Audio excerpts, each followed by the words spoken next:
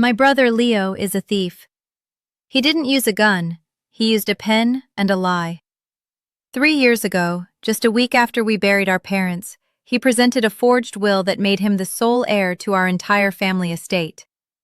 He took the house I grew up in, the money they'd saved for our future, and threw me out into the winter with nothing but a fraudulent credit card debt he'd racked up in my name. Tonight, he's hosting this lavish engagement gala, playing the part of the benevolent tycoon. He even invited me, his charity case sister, as a prop to show his powerful new fiancé what a good man he is. He's about to give a speech about his success. He has no idea this party isn't his coronation. It's a trap, and the main course is the truth. Before I show you how I turned his own stage into a courtroom, you need to understand how a stray dog named Bruno gave me a reason to fight, and how I quietly built an empire right under his arrogant nose, an empire powerful enough to crush his. Before we go on, please take a moment to like this video and subscribe, but only if you know what it's like to have everything taken from you and have to fight for every inch to get it back. Let me know where you're watching from in the comments. I promise you, this story of how a forged signature led to the downfall of a fraudulent empire is one you'll want to see through to the end. My name is Maya Vance. I'm 28 years old, and for the past 3 years, I've been a ghost, quietly gathering the ammunition for a war my brother never saw coming. Let's go back 3 years, to the Tuesday that changed everything. The day my world ended. It was a cold November afternoon, the kind where the fog rolls in from the bay and clings to the city like a shroud. I was sitting in a leather-backed chair in a lawyer's office that smelled of old paper and furniture polish, the air thick with unspoken grief. My parents were gone, taken a week earlier in a senseless car crash on the Pacific Coast Highway. The shock was still a physical weight in my chest, a constant pressure that made it hard to breathe. I thought we were there to hear their final wishes, to find a path forward through the pain together. I was wrong. The lawyer, a man named Mr. Abernathy with a face like a tired bulldog, cleared his throat. As per the final will and testament of Richard and Helen Vance, he began, his voice a dull monotone. The entirety of the estate, including the primary residence in Pacific Heights, all stock portfolios and liquid assets, is bequeathed to their son, Leo Vance. The words didn't register at first. They floated in the still air of the office, meaningless sounds. I looked at Leo, expecting him to look as confused as I felt. Instead, he stared straight ahead, his jaw set, his expression unreadable. "What?" I whispered, the sound barely audible. That can't be right. They always said. They told us everything would be split equally." Mr. Abernathy slid a document across the polished mahogany desk. "This is a revised will, signed by both of your parents 6 months ago. It is legally binding." I picked it up, my hands trembling. The signatures looked like theirs, but they were shaky, different. My father had always had such a strong, confident signature. This looked like a faint echo of it. "No," I said, shaking my head. "No, this is a mistake. They wouldn't do this. Leo, tell him." Leo finally turned to look at me. There was no sympathy in his eyes, no shared grief. There was only a cold, hard finality. "It's what they wanted, Maya," he said, his voice flat. Dad knew I had the vision for the family's assets. He knew I could build something real with it.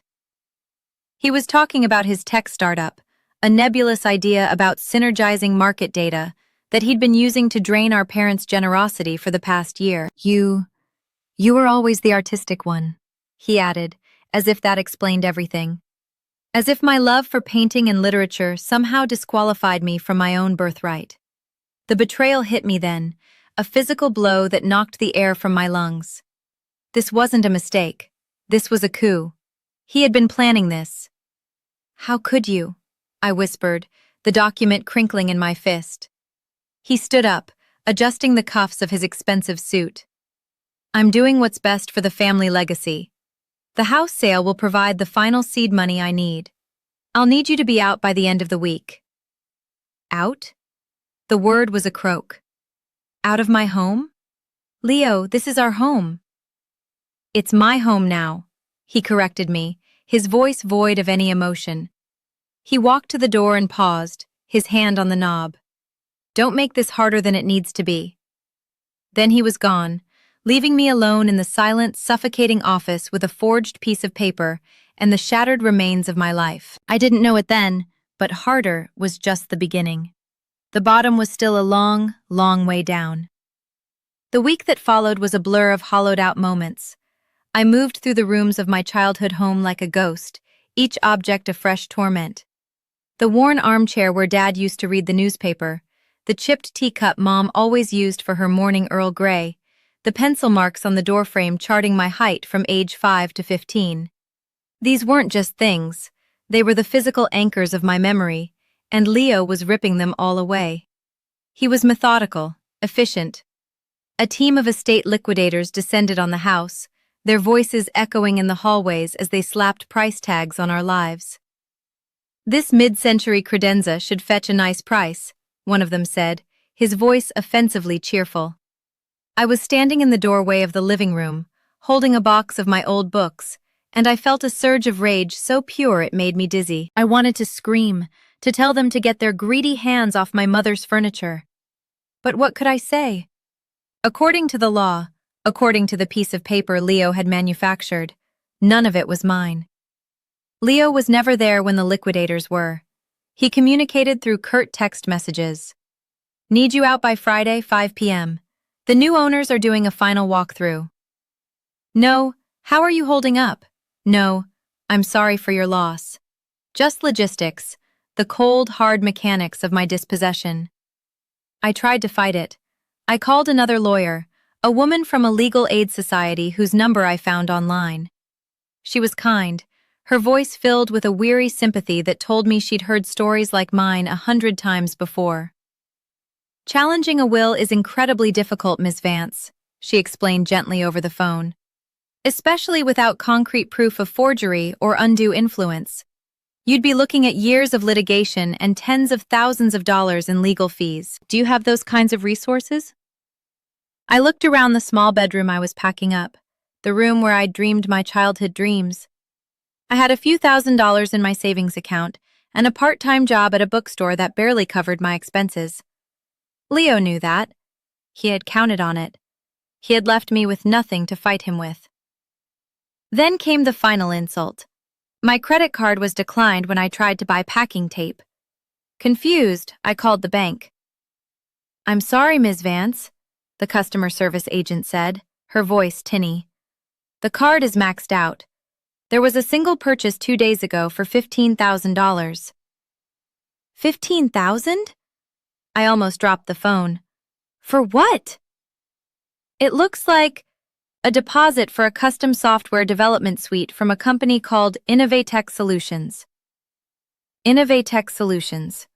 It was the firm Leo was using for his startup.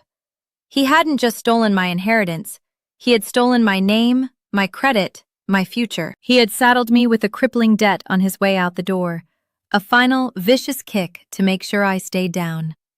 That was his version of what's best for the family legacy. Friday came, cold and damp. The house was empty, echoing with the ghosts of laughter and love. My meager belongings were packed into 2 suitcases and a handful of cardboard boxes stacked on the curb. The new owners, a young, smiling couple, arrived right at 5. They looked at me with pity as I loaded the last box into the back of my beat-up sedan. They didn't know the story. To them, I was just the unfortunate daughter who couldn't afford to keep the family home. I sat in my car, parked across the street, and watched as the lights in my old house flickered on, one by one. I saw Leo pull up in his new Tesla, a celebratory bottle of champagne in his hand, ready to toast his victory with the new owners. He didn't even glance in my direction. I was already erased. I drove aimlessly for hours, the city lights blurring through my tears. I had no family to call. Our relatives had always favored Leo, the ambitious son, over me, the quiet daughter. They had already called to congratulate him on taking charge, swallowing his lies whole. I had a few friends, but how could I show up on their doorstep, a homeless, debt-ridden charity case? My pride, the last thing I had left, wouldn't let me. The car ran out of gas in a forgotten corner of Golden Gate Park. The engine sputtered and died, leaving me in a profound and terrifying silence. My phone was dead. The temperature was dropping. The fog was so thick I could barely see the trees just a few feet away. It felt like the world itself was disappearing. I curled up in the driver's seat, the cold seeping through my thin jacket, and a wave of despair so absolute washed over me. He had won. He had taken everything. My past, my present, my future. There was nothing left to fight for. The thought, insidious and dark, slithered into my mind. Maybe it's better to just stop. I got out of the car, my movements slow and robotic, and started walking toward the faint sound of the surf, a final, quiet surrender. That was the night I met Bruno, or rather, the night he found me. I don't know how long I walked. The fog was a disorienting, damp blanket, muffling sound and stealing the warmth from my body. The rhythmic crash of the waves grew louder, a mournful, constant heartbeat pulling me forward. I found a splintered wooden bench overlooking a dark, churning expanse that I knew was the Pacific Ocean. This was it, the end of the line. The cold was so deep it no longer felt like a sensation, but an absence of feeling altogether. I sat down, wrapping my arms around myself, and finally let the tears come. Hot, silent tears for my parents, for my stolen home, for the utter, crushing loneliness of it all. I closed my eyes, picturing my mother's smile, and whispered, "I'm sorry. I'm just so tired." And then I felt it. A wet, warm nudge against my frozen hand. My eyes shot open. Standing before me, materializing out of the mist like a spirit, was a dog. A golden retriever, though you could barely tell. He was skeletal, his ribs a sharp ladder beneath a coat of matted, filthy fur. He looked as lost and broken as I felt. His tail gave a weak, tentative thump against the leg of the bench. He wasn't barking or growling, he just stood there, his brown eyes full of a deep, ancient sadness, and looked at me. Then he did something that shattered the frozen despair inside me. He gently leaned his head against my knee and licked the tears from my hand. It was a simple gesture, an act of pure, unprompted comfort from one abandoned soul to another. I stared at him, at this creature who was in a state as pitiful as my own, and he was trying to console me. A sob, raw and ragged, tore from my throat. I wrapped my arms around his bony frame, burying my face in his smelly, matted fur. He didn't pull away. He leaned into me, a solid, living warmth against the cold emptiness that had consumed me. We stayed like that for a long time, two strangers huddled together on a park bench at the edge of the world, sharing a grief that needed no words. Looking at him, really looking at him, I saw the truth of his condition. He was starving. A long, ugly gash ran along his flank, poorly healed and likely infected. He was shivering, not just from the cold, but from weakness. Someone had thrown him away, just as I had been thrown away. But he was still here. He was still fighting. His tail, despite everything, was still capable of a hopeful thump. And in that moment, the dark, seductive whisper of surrender in my own mind fell silent. I couldn't leave him. I couldn't let him die out here alone. If I was going to give up, what would happen to this dog, who had just shown me more kindness than my own brother had in my entire life? A new thought, sharp and clear, cut through the fog of my despair. I have to save him. It was a purpose, a tiny, fragile flicker of a purpose, but it was enough. For the first time in days, I had something to do, a reason to take the next step. "Okay," I whispered into his fur. "Okay, buddy. We've got to get you somewhere warm." Getting back to the car was an ordeal. He was weak, and I wasn't much stronger. I half carried, half coaxed him along the dark path. When we finally reached the dead car, The new problem was obvious. No gas, no phone. We were still stranded. But I wasn't giving up. I rummaged in the back and found an old wool blanket my mom used to keep for picnics. I wrapped it around him in the passenger seat. He curled up, letting out a deep sigh, and fell into an exhausted sleep. The will to live is a strange and powerful thing. An hour ago, I had none. Now, looking at the sleeping dog, I felt it surge back. I had to get him help. I locked the car, tucked my hands into my pockets, and started the long walk out of the park, toward the distant glow of the city streets. I didn't know where I was going. I didn't know what I would do. All I knew was that I had a life in my hands now, and it wasn't just my own anymore. I decided to name him Bruno. It sounded strong and dependable, everything I needed right then. It was a name for a survivor. As I walked through the sleeping city, the first hints of dawn painting the sky a bruised purple, I made a silent promise to him. "I'll take care of you, Bruno," I whispered to the empty street. "Somehow, I'll figure it out." I had no home, no money, and a mountain of debt. But for the first time in a week, I wasn't thinking about what I had lost. I was thinking about what I had found. The first order of business was getting Bruno to a vet. The second was finding a place to live. Both required money I didn't have. Walking out of the park and into the waking city, I felt the sharp sting of reality. My pockets were empty. My car was stranded. My bank account was a black hole of debt. The only asset I had left was a pair of diamond earrings my grandmother had given me on my 16th birthday. They were my last tangible link to my family's love, a delicate, beautiful memory of a happier time. Parting with them felt like another betrayal, another piece of my past being stripped away. But when I looked at Bruno, shivering in his sleep in the car, I finally managed to get a friend to help me tow to a gas station. I knew there was no choice. I found a pawn shop on a gritty street downtown, the kind of place with bars on the windows and a neon sign that flickered like a dying heartbeat.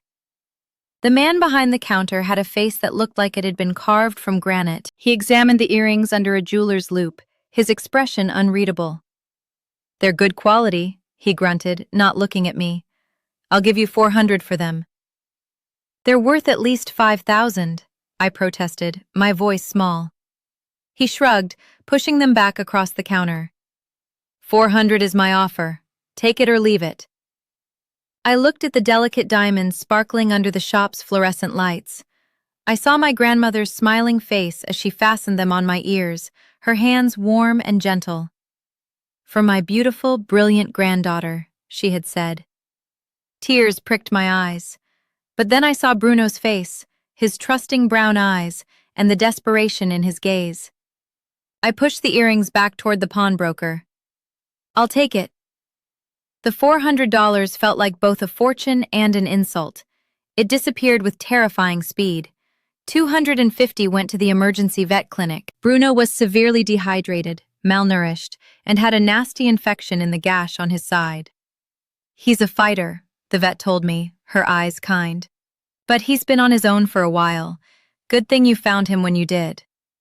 The remaining $150 went to the first month's rent on the only apartment I could find that would take me and a large dog with no credit check, a dingy, closet-sized room in a rundown building in the Tenderloin district. The room was as bleak as my prospects. It smelled of stale cigarettes and despair. The single window looked out onto a brick wall. The paint was peeling, the faucet dripped a constant, maddening rhythm, and I was pretty sure I saw a cockroach scurry under the ancient, stained linoleum. But it was a roof. It was warm. And it was ours. As Bruno, clean and bandaged, curled up on the threadbare rug I'd bought at a thrift store, I sat on the edge of the lumpy mattress and took stock. I had exactly $17.32 to my name. I had a sick dog to care for, a mountain of fraudulent debt, and a deep, gnawing hunger in the pit of my stomach. The impulse to despair was a physical presence in the room, a heavy shadow in the corner. But then Bruno lifted his head and rested it on my lap, letting out a soft sigh. I scratched behind his ears, and he leaned into my touch, his whole body radiating a quiet gratitude. He wasn't despairing. He was here, now, and he was alive, and he was counting on me. That night, I scoured online job boards on the library's free computer, applying for anything and everything.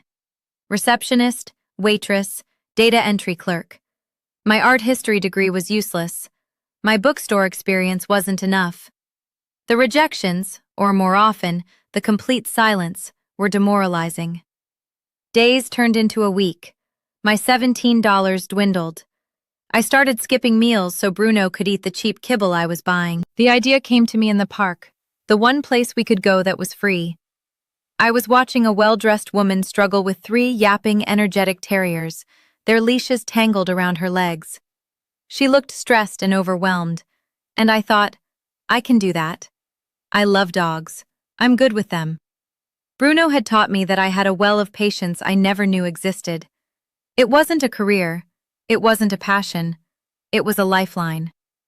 I spent my last $4 on a stack of index cards and a Sharpie. I wrote, "Reliable dog walker, experienced and loving care, $15 an hour." I listed the number of the cheap burner phone I'd bought. I walked through the affluent neighborhoods, Pacific Heights, Nob Hill, the Marina, the very streets where I used to live, and pinned my makeshift flyers to community bulletin boards in coffee shops and grocery stores. It felt deeply humiliating. I was begging for scraps in the shadow of my former life. I half expected to run into one of my parents' old friends, to see the pity and judgment in their eyes. A few times, I thought I saw my brother's Tesla glide by, and I would duck into a doorway, my heart pounding with a mixture of fear and shame. He had reduced me to this. A bottom feeder, a servant to the rich and their pampered pets. That's certainly how he would see it. In fact, I would soon find out, that's exactly how he and the rest of our family saw it. It was a narrative they were more than happy to embrace. The first call came 3 days later. It was the woman from the park, the one with the 3 terriers. Her name was Mrs. Gable, and she sounded perpetually frazzled. "Can you start tomorrow?" she asked without preamble. "I have a board meeting at 8 a.m., and these little monsters need a good run." And so it began. My life fell into a new, grueling rhythm. My alarm went off at 5 a.m. I'd take Bruno for a long walk in the pre-dawn quiet, just the 2 of us against the sleeping city. Then, from 7 a.m. until 7 p.m., I crisscrossed the city on foot and by bus, picking up and dropping off dogs. I walked yapping Chihuahuas, lumbering St. Bernards, and everything in between. It was physically exhausting work. I walked miles every day, in the biting wind, the relentless rain, the occasional glorious sunshine.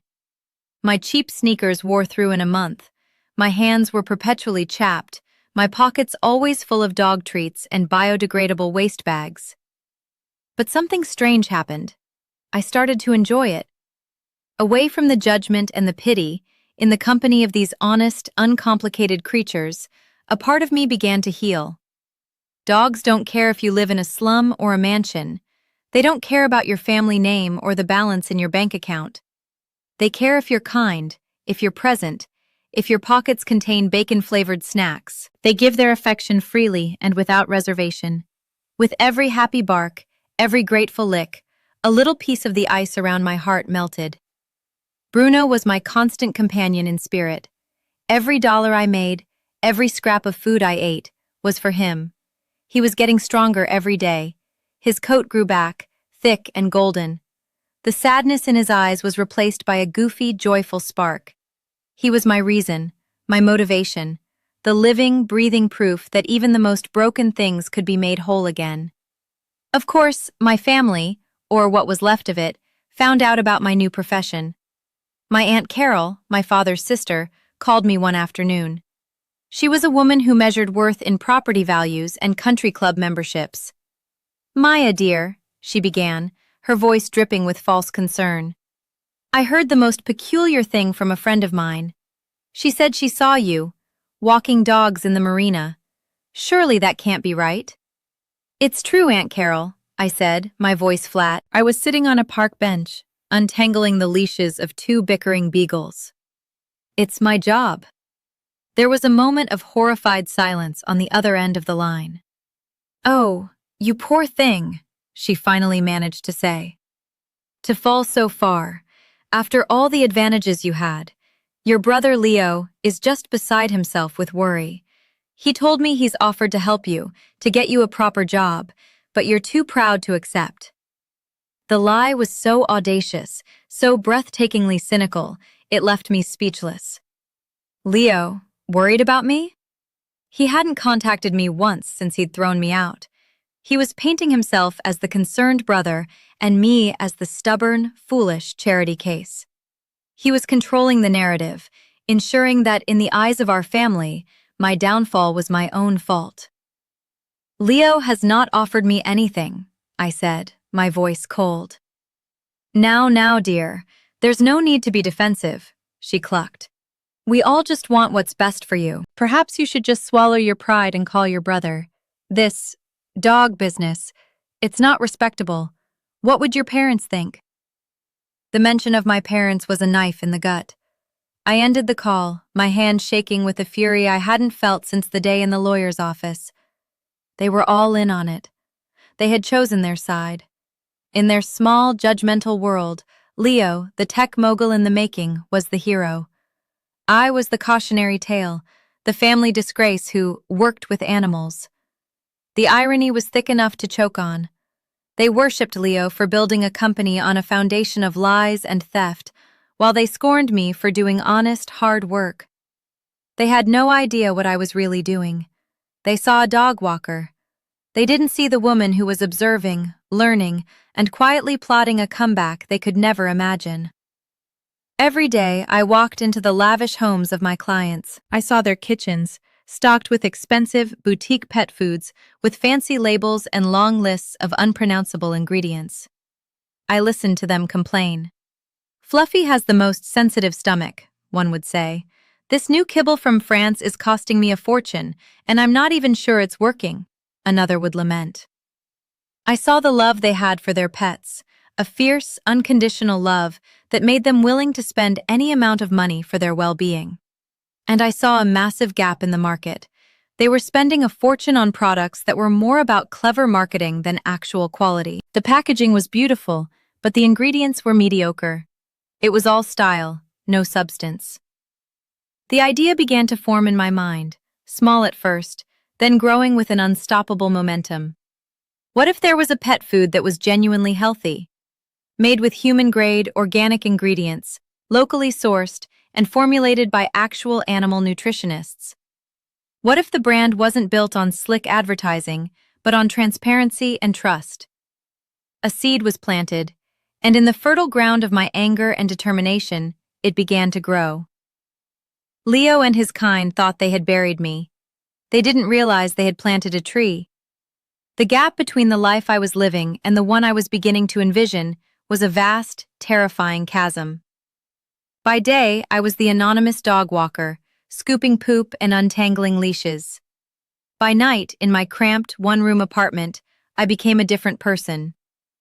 After Bruno was fed and asleep on his rug, I would walk to the 24-hour public library, my temple of learning. The internet was my university, the librarians my unknowing professors. I submerged myself in the world of animal nutrition, e-commerce, and business development. I spent hundreds of hours reading veterinary studies, articles on canine dietary needs, and analyses of the global pet food market. I learned about supply chains, profit margins, and branding strategies. I filled notebooks with recipes, business plans, and marketing ideas. The words organic, human-grade, and farm-to-bowl became my mantra.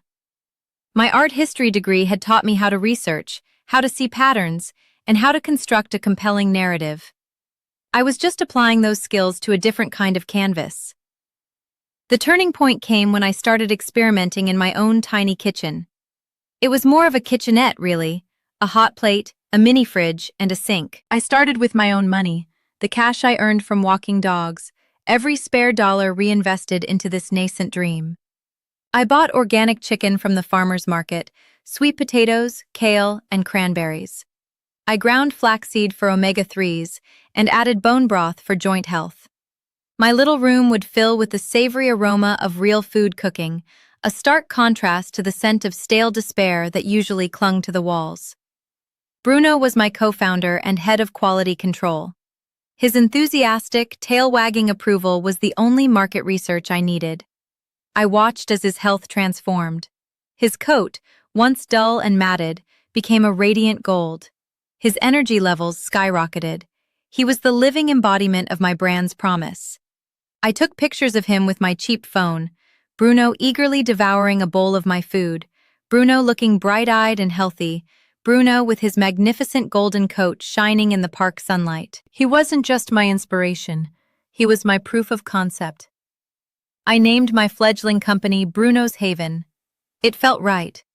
He had been my haven in my darkest moment, and now I wanted to create a haven of health and wellness for other pets. Getting the first clients was the hardest part. I couldn't afford fancy packaging or a slick website. My first batches were packed in simple mason jars with handwritten labels. I decided to leverage the only asset I had, the trust I had already built as a dog walker. I started with Mrs. Gable, the owner of the 3 hyperactive terriers. I knew one of them, Pip, had chronic digestive issues. One afternoon, I brought her a small jar of my food. "Mrs. Gable," I said, my heart pounding, "I know you've been struggling to find a food that works for Pip. I've been doing some research and developed my own recipe using all organic, human-grade ingredients. Would you be willing to try a sample?" No charge, of course. She was skeptical, her perfectly plucked eyebrows raised. "You made this? In your kitchen?" "Yes," I said, trying to sound more confident than I felt. "I've been studying canine nutrition for months. Just look at my dog Bruno. He's a different animal since I put him on this diet." She looked at the jar, then at the handwritten label. She was about to say no, I could see it in her eyes. But then she looked at me, really looked at me, maybe for the first time not as just the dog walker, but as a person. She saw the earnestness, the desperation, the flicker of hope in my eyes. "All right, Maya," she said with a sigh. "I'll give it a try. But if Pip gets sick, you're paying the vet bill." It was the chance I needed. I spent the next 48 hours in a state of high anxiety. But on the third day, Mrs. Gable called me. Her voice wasn't frazzled, it was amazed. "Maya, it's a miracle," she said. "Pip, he loves it. He hasn't had a single issue since he started. For the first time in a year, he's normal. What is in this stuff?" That was the spark. Mrs. Gable became my first paying customer, and then she told 2 friends, and they told their friends. Word of mouth is a powerful force in the tight-knit circles of the wealthy. Suddenly, I wasn't just the dog walker. I was the girl with the miracle dog food. My client list grew from 1 to 5, then to 10.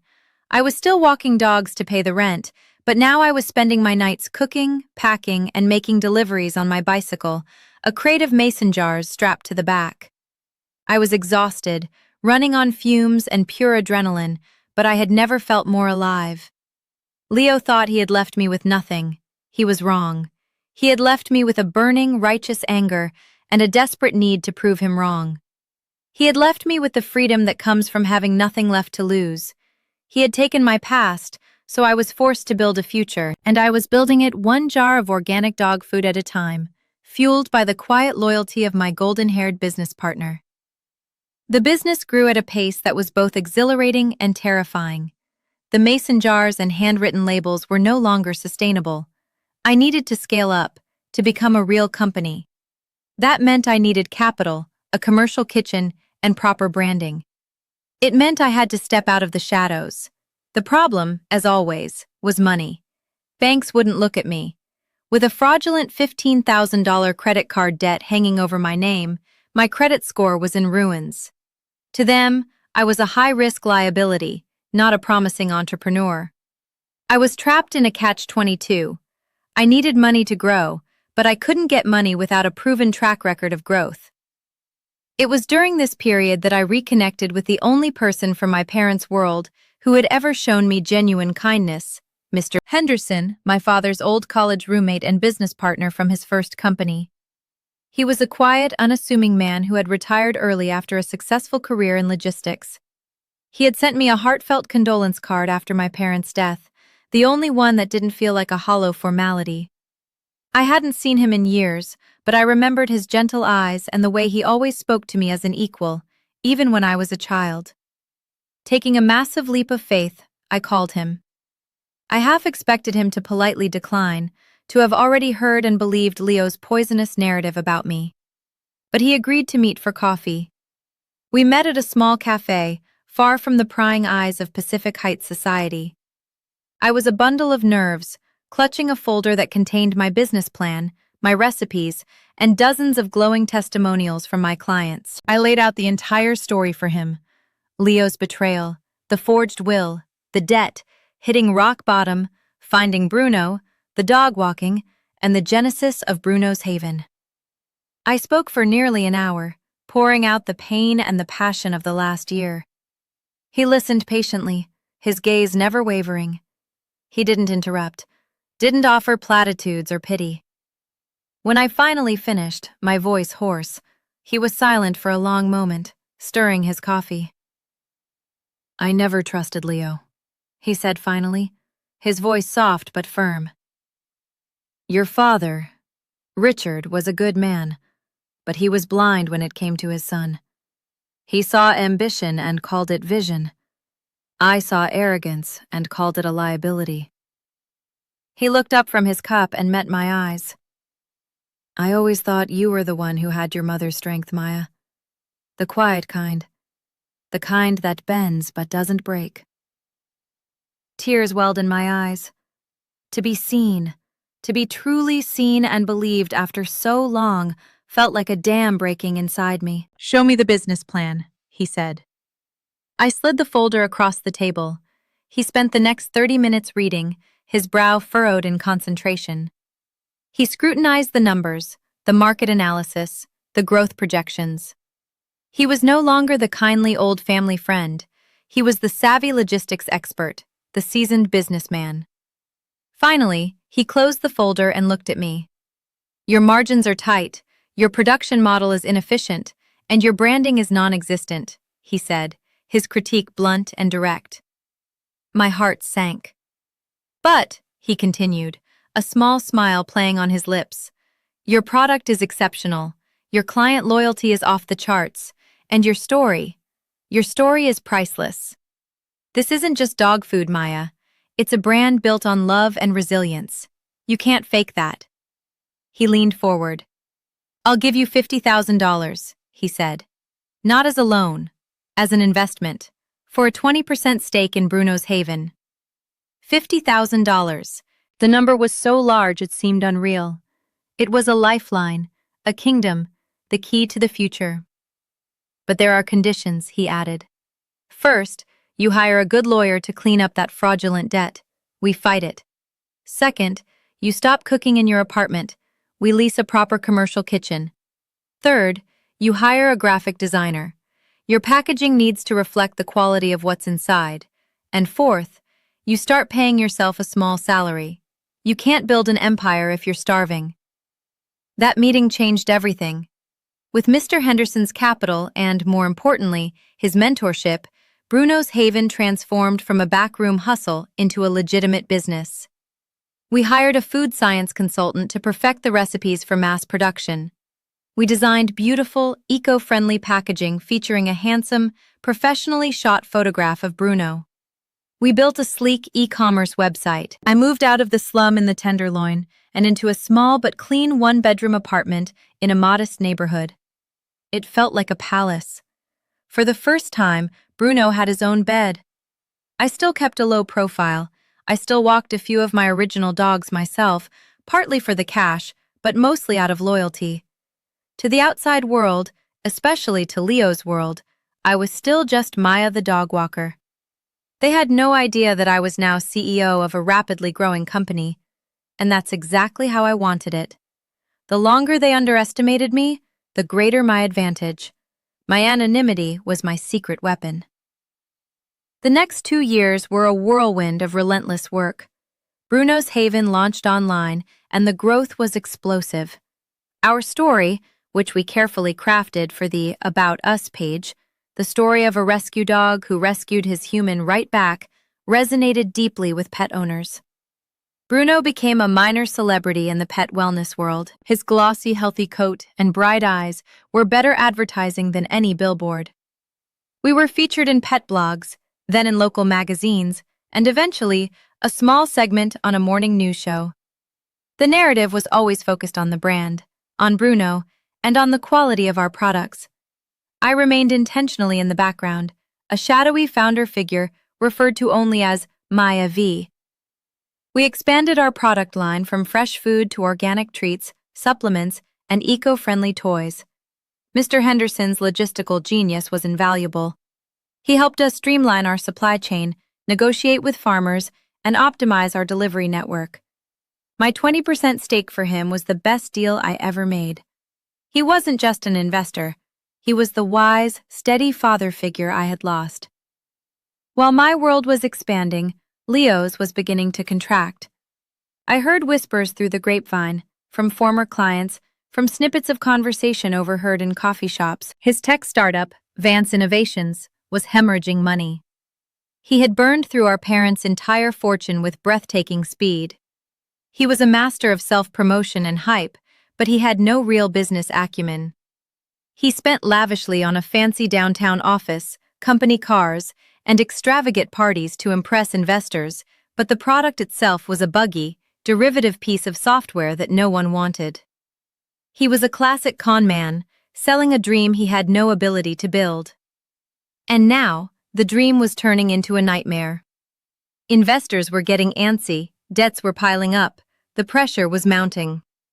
His solution was not to fix his failing business, but to find a new source of capital.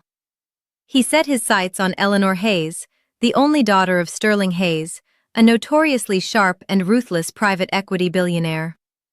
Eleanor was a sweet but naive young woman, sheltered and eager to please. Leo, with his practiced charm and grandiose promises, easily swept her off her feet. To Sterling Hayes, Leo was likely little more than an unwelcome nuisance, but one he tolerated for his daughter's sake. Their engagement was announced in the society pages, accompanied by a photo of the happy couple. Leo looked like he'd won the lottery. Eleanor just looked happy to be in love. I felt a pang of pity for her. She was a pawn in his desperate game, a beautifully dressed means to an end. Her father's fortune was the life raft Leo intended to use to save his sinking ship. My life and his were now moving on parallel tracks, destined to collide. While he was faking success, I was building it, brick by brick, in silence. My company was now valued at over $10 million. I had a team of 15 employees. We had just secured a major distribution deal with a chain of high-end pet boutiques across the West Coast. I was, on paper, a multimillionaire. Yet I consciously maintained my simple lifestyle. I still drove my old sedan. I still wore jeans and comfortable sweaters. My biggest indulgence was taking Bruno to the beach every Sunday. The money was never the point. The point was freedom. The point was security. The point was building something real and honest, the complete antithesis of my brother's empty facade. The money was a tool, a weapon I was keeping in reserve. I had a feeling I was going to need it. The invitation arrived on a crisp autumn afternoon. It was thick, cream-colored cardstock, the lettering embossed in gold. Mr. Leo Vance and Miss Eleanor Hayes request the pleasure of your company at their engagement gala. It was a summons, not an invitation. I knew exactly why he had sent it. It was a power play. He wanted to parade his success, his beautiful, wealthy fiancée, his presumed alliance with a billionaire, in front of the sister he had left for dead. He wanted me there as a visual aid, a living testament to his triumph and my failure. He needed a before to his after. He wanted to rub my nose in the dirt one last time. I looked down at Bruno, who was dozing at my feet. I thought about the cold park bench, the pawnbroker's dismissive stare. my aunt's pitying voice on the phone. And I smiled. A slow, cold smile. "Okay, Leo," I whispered. "You want a show? I'll give you a show." I picked up my phone and dialed the number of the best private investigator in San Francisco. It was time to stop playing defense. It was time to see just how deep the rot in Vance Innovations went. The private investigator was a man named Sullivan, a former cop with a network of sources that ran deep into the city's financial underbelly. He was expensive, but the best always are. "You want me to dig into your brother's company?" he'd asked, his voice a gravelly baritone over the phone. "Standard corporate espionage package, financials, debt load, investor complaints, personal vices, the works." "I want everything, Mr. Sullivan," Ad replied, "especially the things he thinks are buried the deepest." While Sullivan went to work, I started my own, more subtle investigation. Bruno's Haven was a luxury brand. Our clients were the city's one-percenters, tech executives, venture capitalists, old money socialites. They were the same people Leo was desperately trying to court.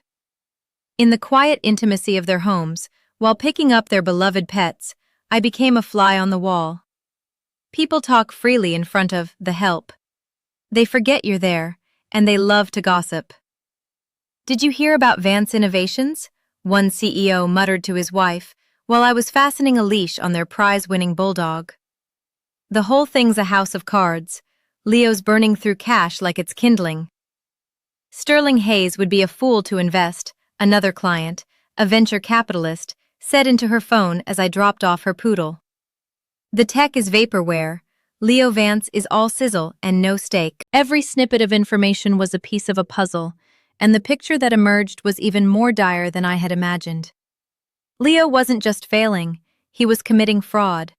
He was cooking the books, misrepresenting his company's performance to his few remaining investors, and funneling company money into his own accounts to fund his lavish lifestyle. He was running a Ponzi scheme dressed up as a tech startup. The engagement party was his last, desperate gambit. He planned to use the event to publicly corner Sterling Hayes, to create so much social pressure that the billionaire would be forced to announce a multi-million-dollar investment to save his daughter's fiancé from public humiliation. It was a bold, reckless, and deeply cynical plan. A week before the party, Sullivan delivered his report. It was a thick manila folder that felt heavy with the weight of Leo's sins. Inside were bank statements, internal emails, and a sworn affidavit from a disgruntled former accountant at Vance Innovations. The accountant, a man named David Chen, had been fired for asking too many questions. Sullivan had found him working a low-level accounting job in Sacramento, bitter and eager for revenge. He had kept copies of everything. The documents laid it all bare. The falsified revenue reports, the shell corporations used for money laundering, the outrageous personal expenses disguised as business costs, $10,000 for a single night at a Vegas club listed as client entertainment. The evidence was damning. It was enough to put Leo in prison for a very long time. I sat at my kitchen table, the documents spread out before me, and felt a cold, clear sense of purpose settle over me. My first instinct was to go to the police, to hand the evidence over and let the justice system do its work. But that felt too simple, too impersonal. Leo hadn't just committed a financial crime against strangers. He had committed a profound moral crime against me, against the memory of our parents. His punishment needed to be as personal as his betrayal. He needed to be undone, not by a faceless government agency, but by the sister he had thrown away. He needed to be brought down in the very arena he had chosen for his triumph, surrounded by the people whose approval he craved more than anything. The final piece of my own plan fell into place 2 days before the gala. My top client, a woman who owned a chain of luxury hotels, had been trying to introduce me to her wealth manager for months. "Maya, you have to meet him," she'd insisted. "He works with a private equity firm that's been looking to invest in the luxury lifestyle sector." Bruno's Haven is a perfect fit. I had been putting it off, guarding my anonymity. But now, the timing felt right. The name of the firm was Hayes Capital. The wealth manager arranged a video call. I sat in my simple home office, Bruno lying at my feet. A man with a warm smile and sharp, intelligent eyes appeared on the screen. It was Sterling Hayes. He looked surprised. "Ms. Vance? I was told I was meeting with the founder of Bruno's Haven." "I am the founder," I said calmly. His eyes widened slightly as he made the connection. He knew who I was. The San Francisco elite is a small world. He knew I was Leo Vance's sister. "I see," he said, his expression becoming guarded. "This is unexpected." "Mr. Hayes," I said, getting straight to the point. "I know my brother is engaged to your daughter. I also know he is actively seeking a significant investment from you. Before you make any decisions, I believe there is information about his company, Vance Innovations, that you need to see." I didn't show him my hand. I didn't mention the fraud or the investigator's report. I simply sent him a link to our company's secure data room, which contained our explosive growth charts, our profit and loss statements, and our projections for the next 5 years. I let the numbers speak for themselves. I was showing him what a real, successful business looked like. A business built on integrity. "This is impressive," he said after a few minutes of silence, his eyes scanning the data. "Very impressive."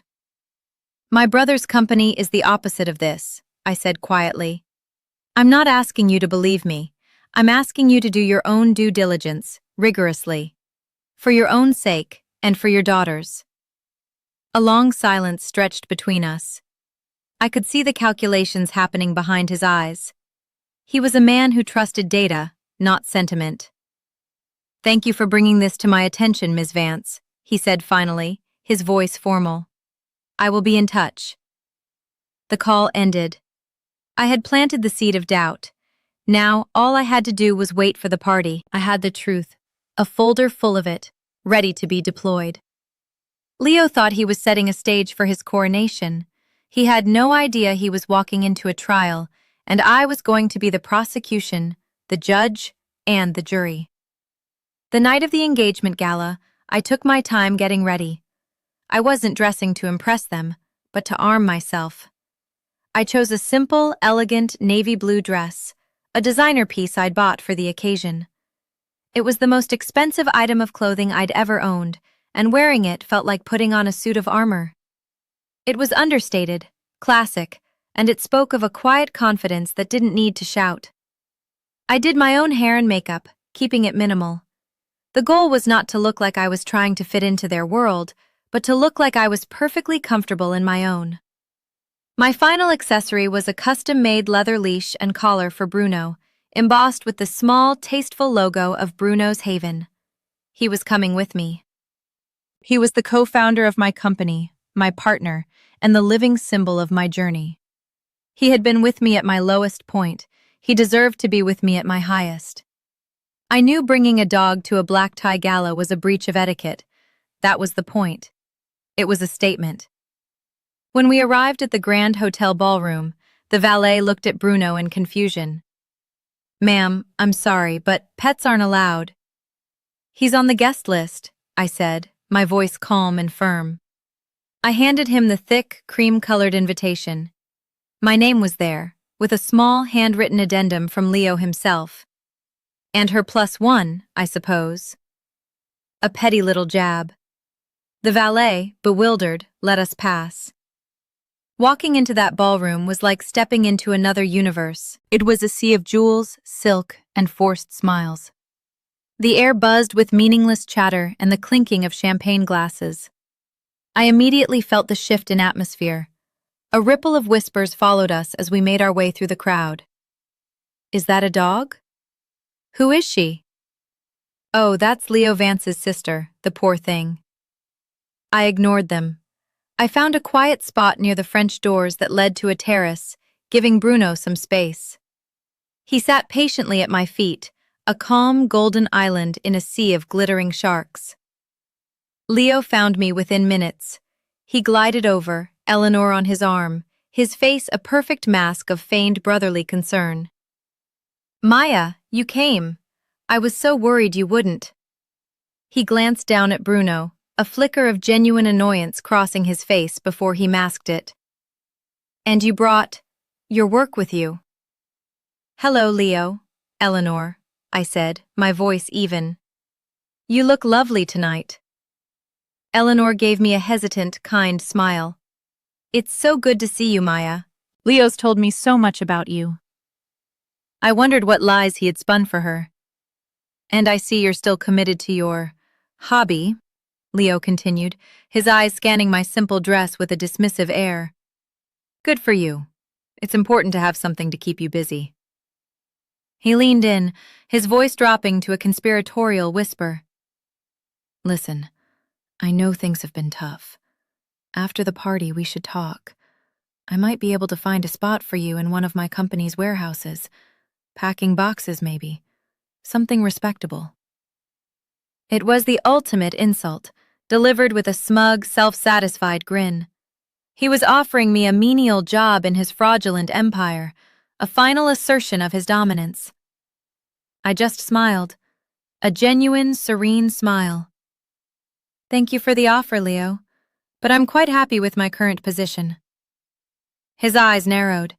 He wasn't used to me being so calm, so unaffected by his barbs. It threw him off. He was expecting the broken, weeping sister he'd cast out 3 years ago. He had no idea who he was dealing with now. He soon moved on, dragging Eleanor with him to glad-hand more important guests. For the next hour, I stood and watched the performance. I saw Leo corner Sterling Hayes near the bar, his gestures animated, his voice earnest. I saw Mr. Hayes listen with a polite but impenetrable expression, his eyes occasionally flicking over to me and Bruno. He knew something was coming. He was waiting, just as I was. The climax of the evening arrived, as scheduled. The band quieted, and Leo tapped a spoon against his glass, calling for attention. He and Eleanor stood on a small elevated stage at the front of the ballroom. "Friends, family," he began, his voice booming with false confidence. "Thank you all for coming to celebrate this incredible moment in my life. I am the luckiest man in the world. Not only because this beautiful woman has agreed to be my wife," he beamed at Eleanor, who blushed, "but because we are on the cusp of an incredible new partnership." He looked directly at Sterling Hayes.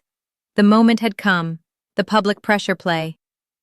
"I am thrilled to hint at some big news on the horizon for Vance Innovations. With the support of forward-thinking visionaries like my future father-in-law, we are poised to revolutionize the tech industry." A polite smattering of applause. Mr. Hayes's face remained a perfect, unreadable mask. Leo, undeterred, pressed on, launching into a long, rambling speech about synergy and disruption, and all the other empty buzzwords he'd memorized. It was during this speech that the carefully orchestrated chaos began.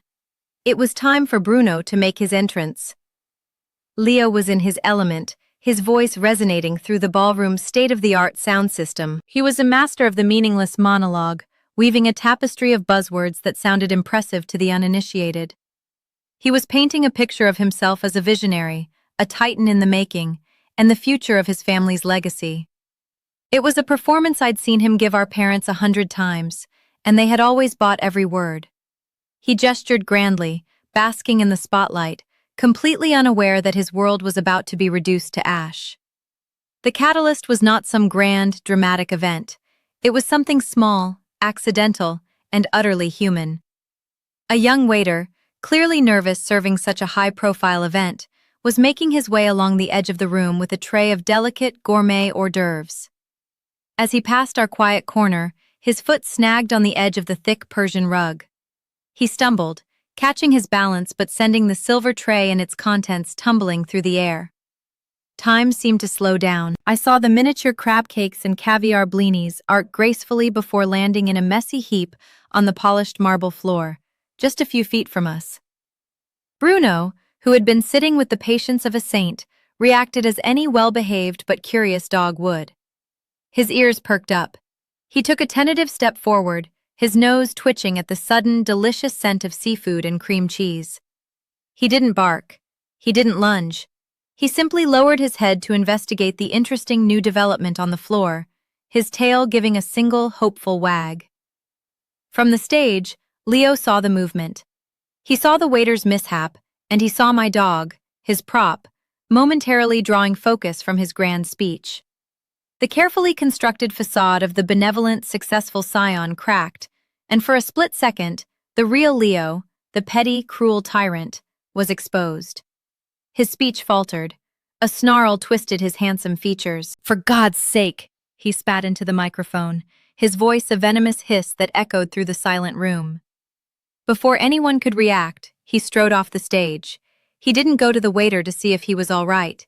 He didn't laugh off the minor interruption. He marched directly toward Bruno. In a fit of pure, unadulterated rage, he drew back his expensive patent leather shoe and kicked, not at the dog, but at the silver tray, sending it skittering across the floor.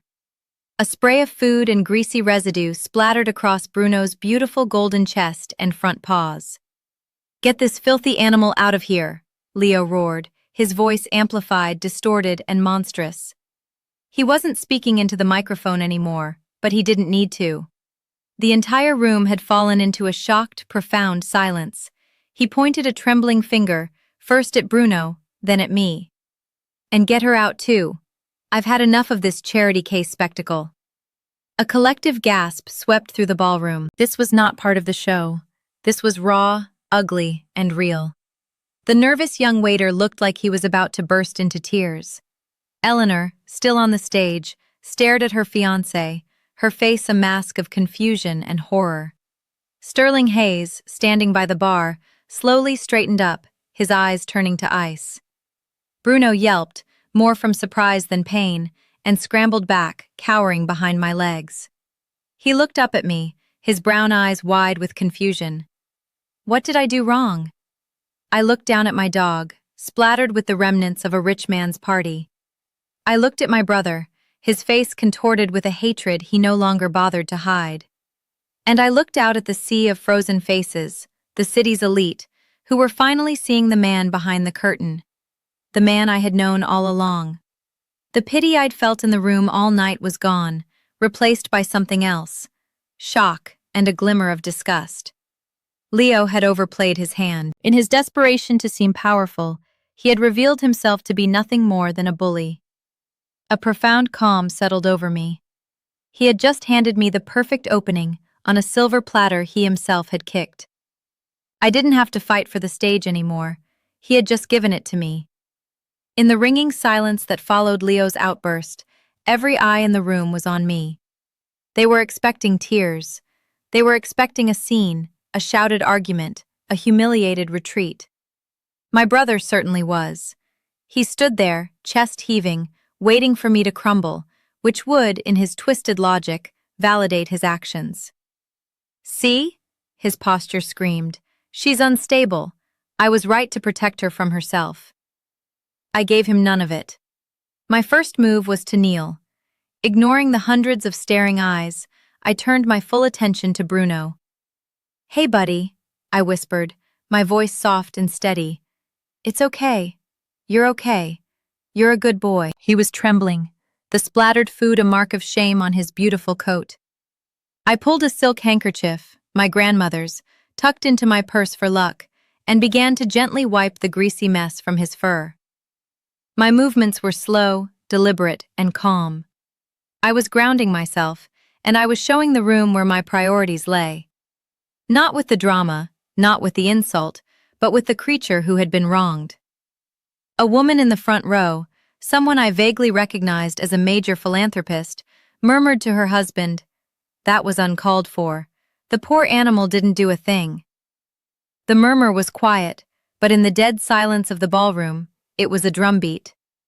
The tide of opinion, which had been so firmly on Leo's side, was beginning to turn. Leo, sensing his loss of control, tried to recover.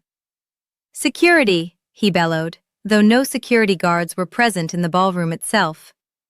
"Can we please have this situation dealt with?" I finished cleaning Bruno's chest as best I could. I gave him a final, reassuring scratch behind the ears, and then I stood up, smoothing down my dress. I didn't look at Leo. Instead, I looked at the young waiter, who was still standing frozen by the rug, his face pale with fear. I walked over to him, my heels clicking softly on the marble. I placed a gentle hand on his arm. He flinched. "It was an accident," I said, my voice clear and kind, loud enough for those nearby to hear. "Don't you worry about it. Are you all right?" The boy, who couldn't have been more than 19, looked at me with wide, grateful eyes and nodded, unable to speak. His humanity, in contrast with Leo's cruelty, was another small, damning piece of evidence for the jury of our peers. Only then did I turn to face my brother. I didn't raise my voice. I didn't betray a single flicker of anger. I looked him directly in the eye, and for the first time in his life, he saw not his broken little sister, but a complete and utter stranger, a woman he did not know and could not control. "You're right, Leo," I said, my voice carrying across the silent room with chilling clarity. "It is time for a spectacle to end." I turned my back on him. I walked past the gawking guests, past the string quartet that had fallen silent, and I walked directly toward the stage he had just vacated. Bruno padded silently behind me, sticking close to my side. He was my shadow, my partner, my silent witness. As I ascended the 2 small steps onto the stage, I saw Eleanor's face. The confusion had been replaced by a dawning, terrible understanding. She was looking at the man she was supposed to marry, as if seeing him for the first time.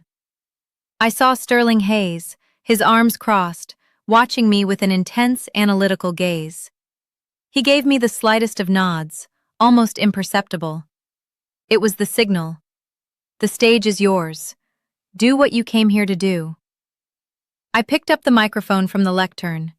It felt cool and heavy in my hand. I took a deep breath, the scent of expensive perfume and fear filling my lungs. I looked out at the crowd, at the powerful, influential people Leo had gathered to witness his coronation, and I prepared to preside over his execution instead. The gentle hum of the live microphone filled the cavernous ballroom. I stood at the lectern, a lone woman in a navy dress with a golden dog at her side, holding the undivided attention of everyone in the room. The power was intoxicating, but I knew it was fleeting. I had to use this moment perfectly. "Good evening," I began, my voice steady, amplified, and devoid of the hysteria they might have been expecting. "For those of you who don't know me, my name is Maya Vance. Leo is my brother." I paused, letting that sink in.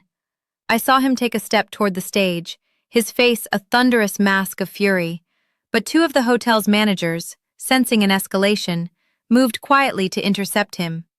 He was trapped, forced to watch. "My brother is right about one thing," I continued, my gaze sweeping across the room before landing on him.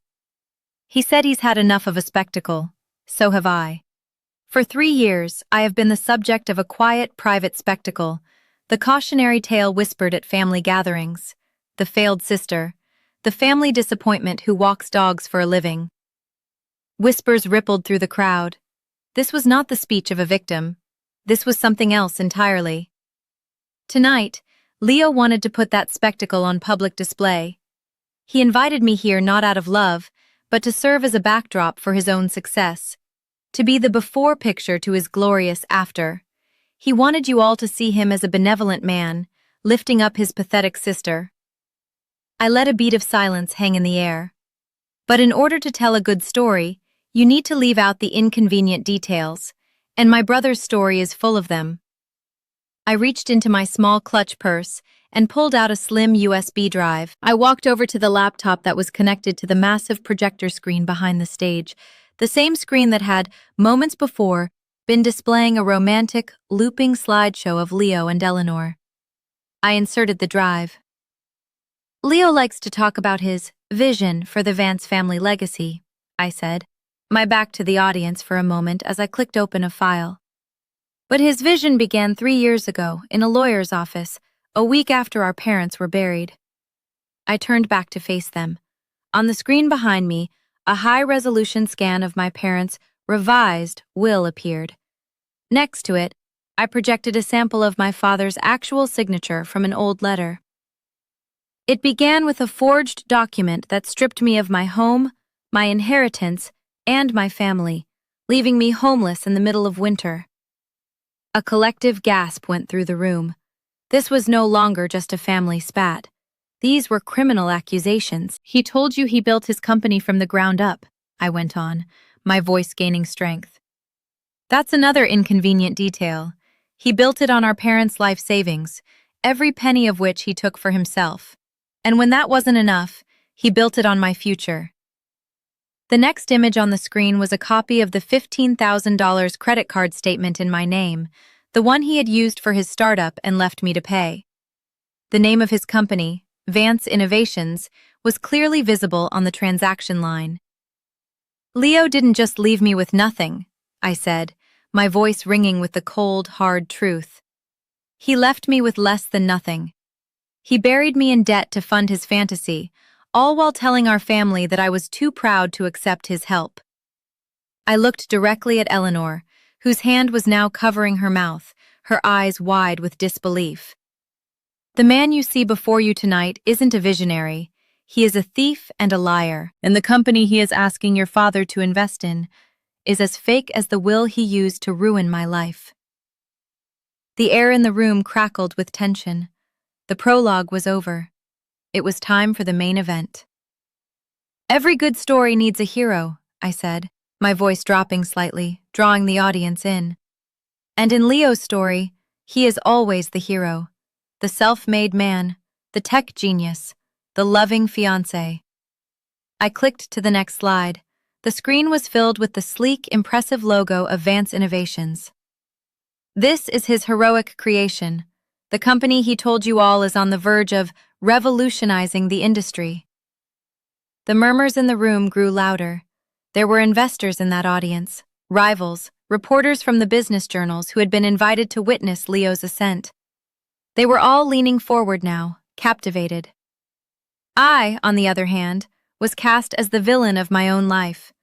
The ungrateful sister, the woman who squandered her potential to, as my aunt so delicately put it, work with animals. A few people shifted uncomfortably. They had heard the rumors. They had likely repeated them. For 3 years, I let him tell that story. I let them all believe it, because sometimes being underestimated is the greatest advantage you can have. While my brother was busy building a facade, I was busy building a business, a real one. I clicked again. The logo of Vance Innovations was replaced by the warm, elegant logo of Bruno's Haven, featuring the handsome silhouette of the golden dog sitting at my feet.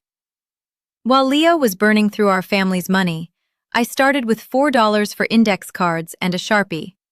While he was hiring expensive PR firms, my marketing was an old dog who had been left to die, a dog who taught me that you can't build anything of value without honesty and love. Bruno, as if on cue, lifted his head and looked out at the audience, his tail giving a soft thump on the stage.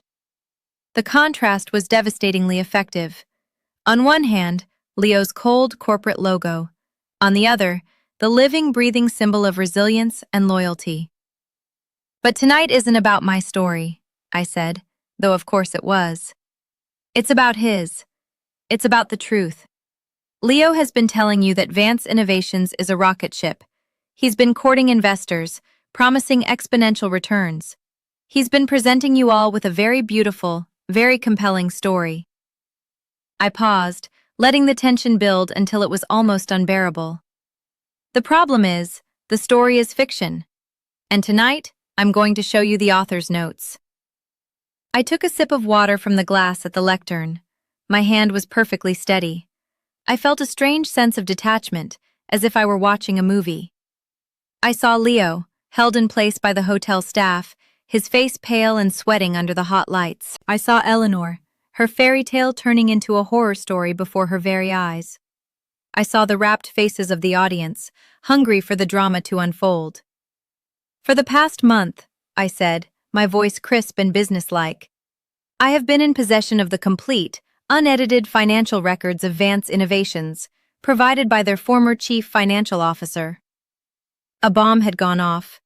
The idea that a CFO would betray their own company was unthinkable, a sign of a rot so deep it had broken through the hull.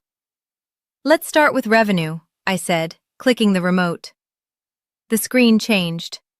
On one side was the official, glossy revenue chart from Leo's investor pitch deck, showing a dramatic upward curve. On the other side was a stark, ugly spreadsheet, the real numbers from the company's internal servers.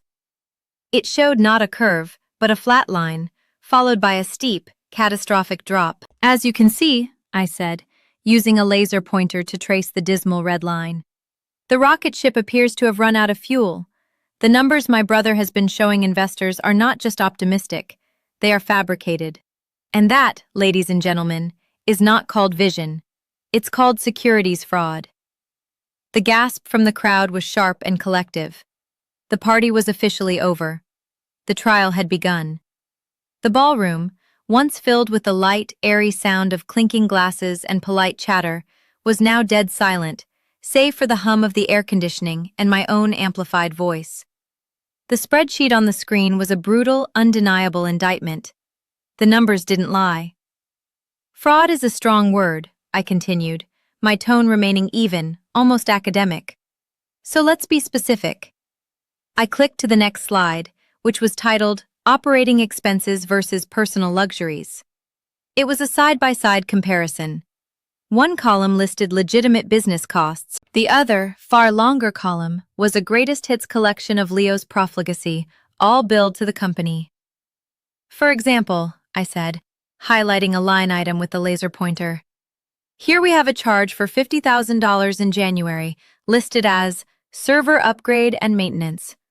An essential business expense, no?" I paused. According to the receipts provided by Mr. Chen, the former CFO, this was actually the down payment on my brother's new Tesla. The murmurs started again, angrier this time. I could see men in the audience who I knew were angel investors in Leo's company. Their faces were hardening, their polite smiles replaced by thin, grim lines. "And this," I clicked again, highlighting another charge, "a $10,000 expense for client entertainment in Las Vegas. A very productive business trip, one assumes. However, the hotel folio shows it was for a single night in the penthouse suite at the Bellagio, accompanied by a rather impressive list of bottle service charges. There were no clients present." I moved through the list, a calm, methodical executioner. The custom suits listed as corporate uniforms, the weekend trips to Aspen on a private jet listed as market research, the down payment on his multi-million-dollar condo laundered through a shell corporation supposedly providing consulting services. Each click of the remote was another nail in his coffin. Leo finally broke free from the hotel staff. He lunged toward the stage, his face purple with rage. "Lies! She's lying! This is slander! She's a disgruntled, jealous failure trying to ruin my life!" He was shouting, but his words had no power. The evidence on the screen behind me was too stark, too detailed. His denial sounded like the desperate shrieks of a cornered animal. I didn't even look at him. I simply clicked to the final, most damning slide. It was a diagram, a flowchart illustrating how Leo had created two shell corporations in Delaware. It showed how he funneled investor money into Vance Innovations, then paid those shell corporations exorbitant fees for non-existent services, effectively transferring the cash directly into his personal offshore accounts. "This," I said, my voice cutting through his frantic shouting, "is the real innovation at Vance Innovations, not software, not technology. It is a sophisticated and meticulously documented system for embezzlement." I turned to face the crowd. "The company you were invited to celebrate tonight is insolvent. It is a hollow shell, propped up by lies and sustained by theft. My brother didn't invite you here to celebrate his engagement. He invited you here to be the final marks in his long con. He was counting on the spectacle of this party and his connection to the esteemed Hayes family to secure a final round of funding to cover these holes. He was going to use your money to pay off his debts so he could continue to defraud you." I looked over at Eleanor. She was openly weeping now, her fairy tale engagement party transformed into a public tribunal of her fiancé's character. Her father, Sterling Hayes, was no longer watching me. He was staring at Leo with an expression of such pure, cold contempt that it seemed to drop the temperature in the room by 10 degrees. The show was almost over. All it needed was its final act, and right on cue, the main character made his entrance. Just as Leo opened his mouth to scream another denial, the grand double doors at the back of the ballroom swung open. A path seemed to magically clear through the stunned crowd as Sterling Hayes began to walk toward the stage. He moved with the unhurried, implacable gravity of a man who owned every room he entered. He didn't look at the weeping guests. He didn't look at his distraught daughter. He walked right past Leo as if he were a piece of furniture, his eyes fixed squarely on me. The room held its collective breath. This was the man whose money was meant to be the grand prize of the evening. His verdict was the only one that mattered. He stopped at the foot of the small stage, looking up at me. His face was unreadable, carved from granite, but his eyes held a glimmer of something I could only describe as professional respect. Then he looked down at the dog sitting calmly by my side. A flicker of a smile, the first I'd seen from him all night, touched his lips. He reached out and gave Bruno an affectionate scratch behind the ears. Bruno, an excellent judge of character, leaned into the touch and wagged his tail. Then Sterling Hayes spoke, his voice quiet but carrying the authority of a king. It cut through the tense silence like a surgeon's scalpel.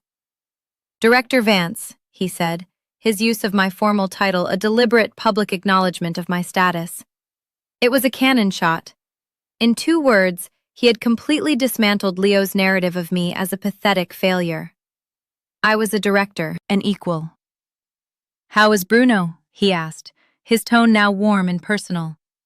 "My wife's corgis are still obsessed with those salmon treats he personally recommended in your last newsletter." The absurdity of the moment was breathtaking. The most powerful man in the room, in the middle of a corporate implosion, was calmly discussing dog treats. But it was a masterstroke. He was aligning himself with me, with my brand, with my story of honesty and quality, in the most public way possible. Leo stared, his mouth agape, his mind clearly unable to process what was happening.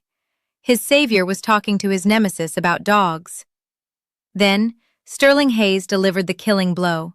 He straightened up, his professional mask sliding back into place, and looked at me.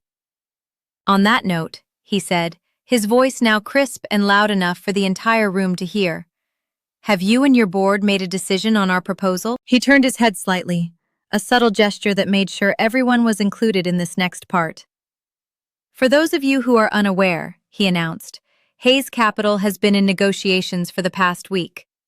We have extended a formal offer to acquire a controlling interest in a promising local company." He paused, letting the suspense build, then looked back at me. "The company is Bruno's Haven." Another bomb, bigger than all the ones that had come before. Not only was I not a failure, I was a CEO so successful that the most ruthless investor in the city was trying to buy my company. And then, the final, brutal twist of the knife. He finally, for the first time, acknowledged Leo's presence. He gestured vaguely in my brother's direction without actually looking at him. "We also discussed," he said to me, his voice dripping with ice, "a smaller, secondary proposal. A potential M&A deal to acquire the assets of my future son-in-law's company as a sort of charitable write-off." He let the insult hang in the air for a moment. "Have you decided if you're interested in purchasing Vance Innovations, Director?" The room erupted in a chaotic symphony of gasps, frantic whispers, and the sound of jaws hitting the floor. He hadn't just revealed my success, he had revealed that my company, the one built by the sister he'd cheated and thrown away, was the very lifeline Leo had been praying for. And I was the one who held the power to grant or deny it. The reversal of fortune was absolute, biblical in its scope. My brother, the self-proclaimed king, was now a beggar at my feet. The fallout was instantaneous and catastrophic. Sterling Hayes's words detonated in the ballroom, and the shockwave leveled everything in its path. The carefully constructed world Leo had built for himself didn't just crumble, it vaporized. The first casualty was the engagement. Eleanor, her face a mess of tears and smeared mascara, stared at her father, then at Leo, then at the damning evidence still projected on the screen behind me. The fog of her infatuation finally cleared, revealing the monster she had almost married. "Daddy," she whispered, her voice trembling but clear. "Take me home." It wasn't a request, it was a command. Sterling Hayes nodded curtly. He walked over to his daughter, wrapped a protective arm around her, and began to lead her through the stunned crowd. As they passed Leo, Eleanor pulled her hand from his grasp, a final, public act of severance. She didn't look at him. She didn't say a word. She just walked away, leaving him utterly alone on the stage of his own humiliation. The billionaire and his daughter were gone. The grand prize had officially left the building. The second casualty was Leo's social standing. The crowd, which had been frozen in shock, now began to move, but they weren't moving toward Leo to offer comfort. They were moving away from him, as if he were radioactive. The investors he had courted were now huddled in angry, tight-lipped groups, their phones already out, no doubt calling their lawyers. The society mavens who had fawned over him an hour ago now looked at him with open disgust, whispering furiously behind their hands. He was no longer the charismatic heir apparent.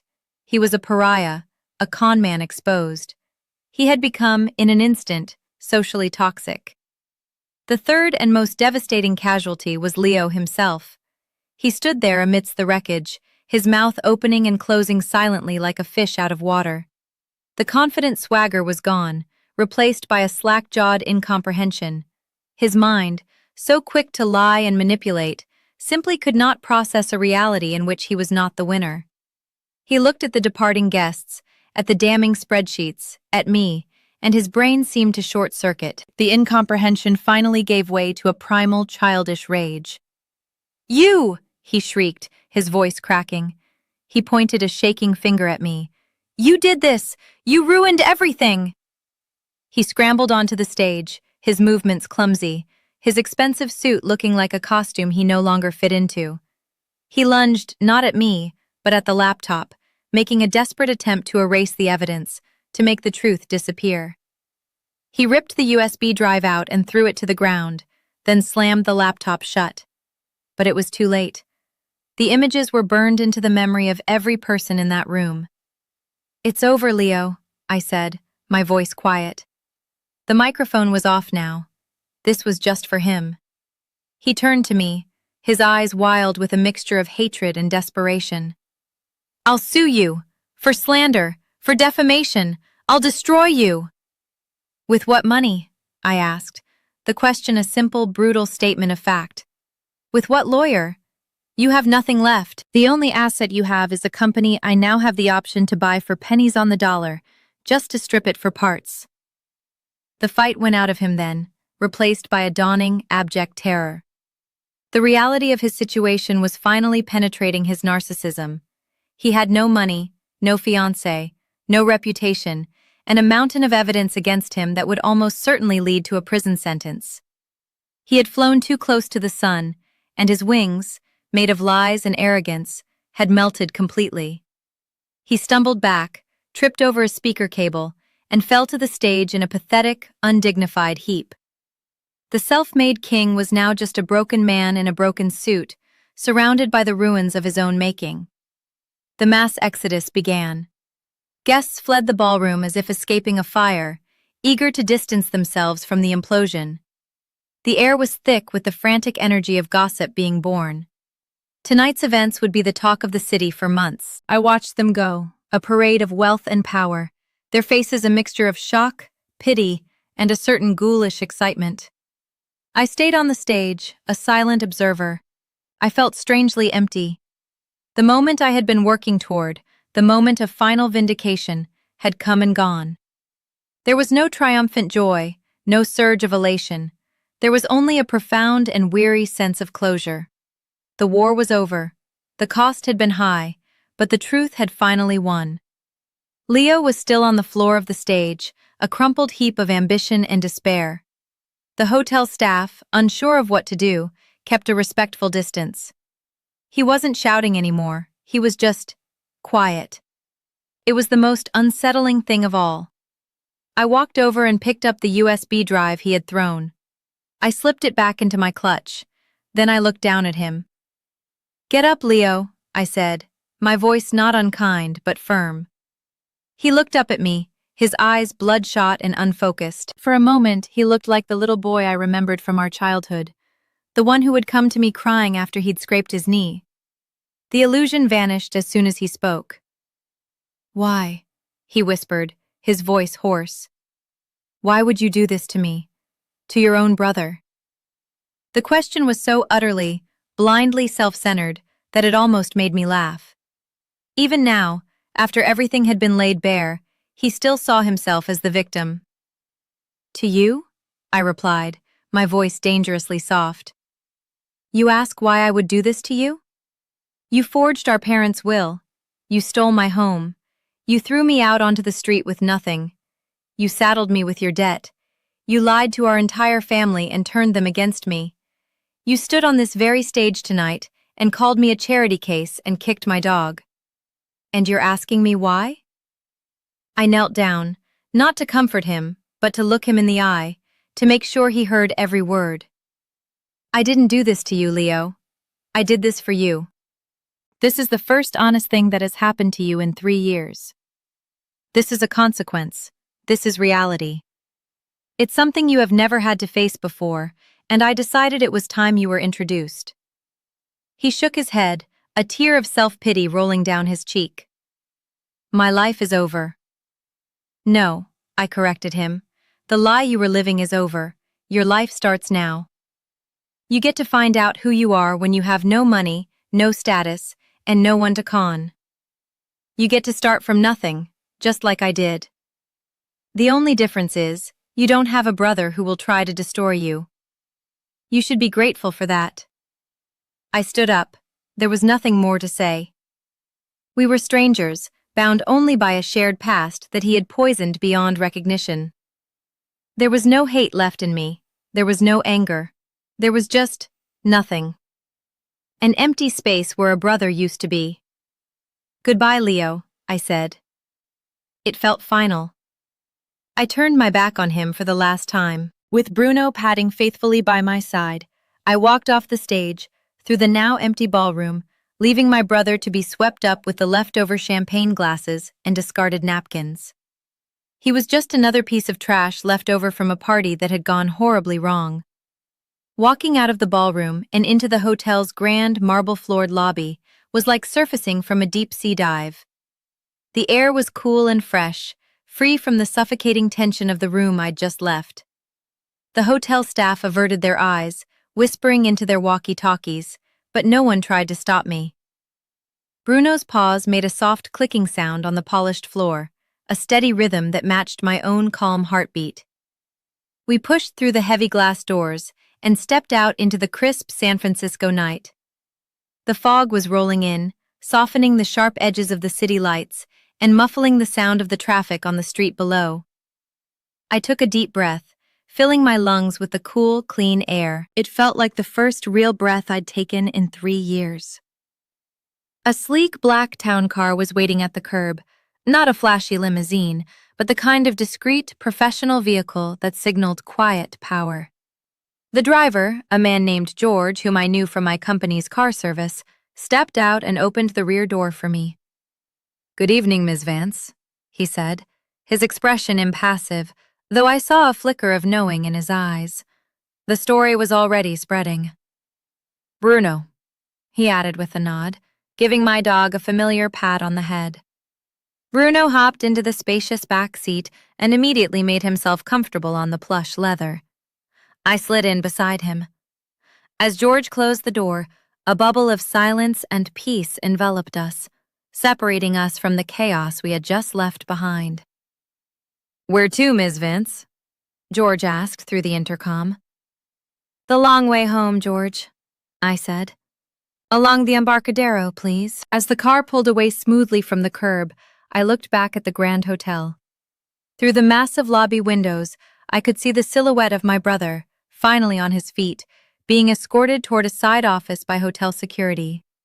He looked small and pathetic, a king without a kingdom. There was no satisfaction in the sight. There was only a quiet, somber finality. The chapter was closed, the book was shut. I leaned my head back against the cool leather and closed my eyes. The adrenaline that had been coursing through my veins for hours began to recede, leaving a profound exhaustion in its wake. But it was a good kind of tired. It was the exhaustion that comes after a long, hard-fought battle has been won. The exhaustion of a survivor. Bruno rested his heavy head on my lap, letting out a deep sigh of contentment. He didn't understand the complexities of corporate finance or securities fraud. He didn't understand the nuances of family betrayal and public humiliation. All he knew was that the loud noises and bad feelings were over, and he was safe with his person, heading home. In a way, his understanding was the purest of all.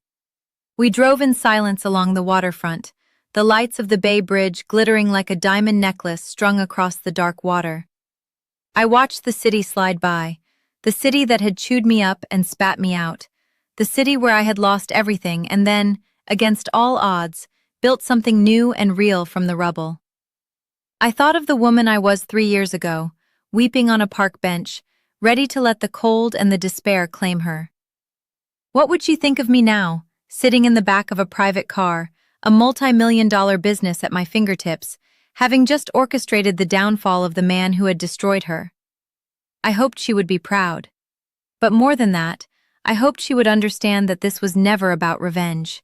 It was about reclamation. It was about taking back the narrative of my own life. Leo had tried to write my story for me, casting me as a tragic footnote in his tale of glory. Tonight, I had picked up the pen and written a new ending. My ending. The car wound its way through the quiet, tree-lined streets of my neighborhood. It was a modest, peaceful area, a world away from the aggressive wealth of Pacific Heights. My apartment was in a well-kept building with a small garden out front. It was a home I had chosen, paid for with my own hard-earned money. It was a sanctuary. George pulled up to the curb. "We're here, Ms. Vance." "Thank you, George," I said. "Have a good night." As Bruno and I walked up the path to the front door, my phone buzzed in my clutch. I glanced at the screen. It was an unknown number. I almost ignored it, but something made me answer. "Hello? Maya? It's Eleanor."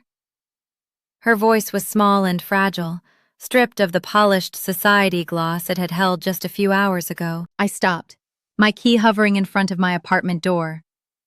"Eleanor, are you okay?" "No," she said, her voice breaking on a small sob. "But I will be. I just wanted to call and say, thank you. I know that sounds strange, but you saved me. You saved me from a lifetime of lies." I leaned against the doorframe, a wave of empathy washing over me.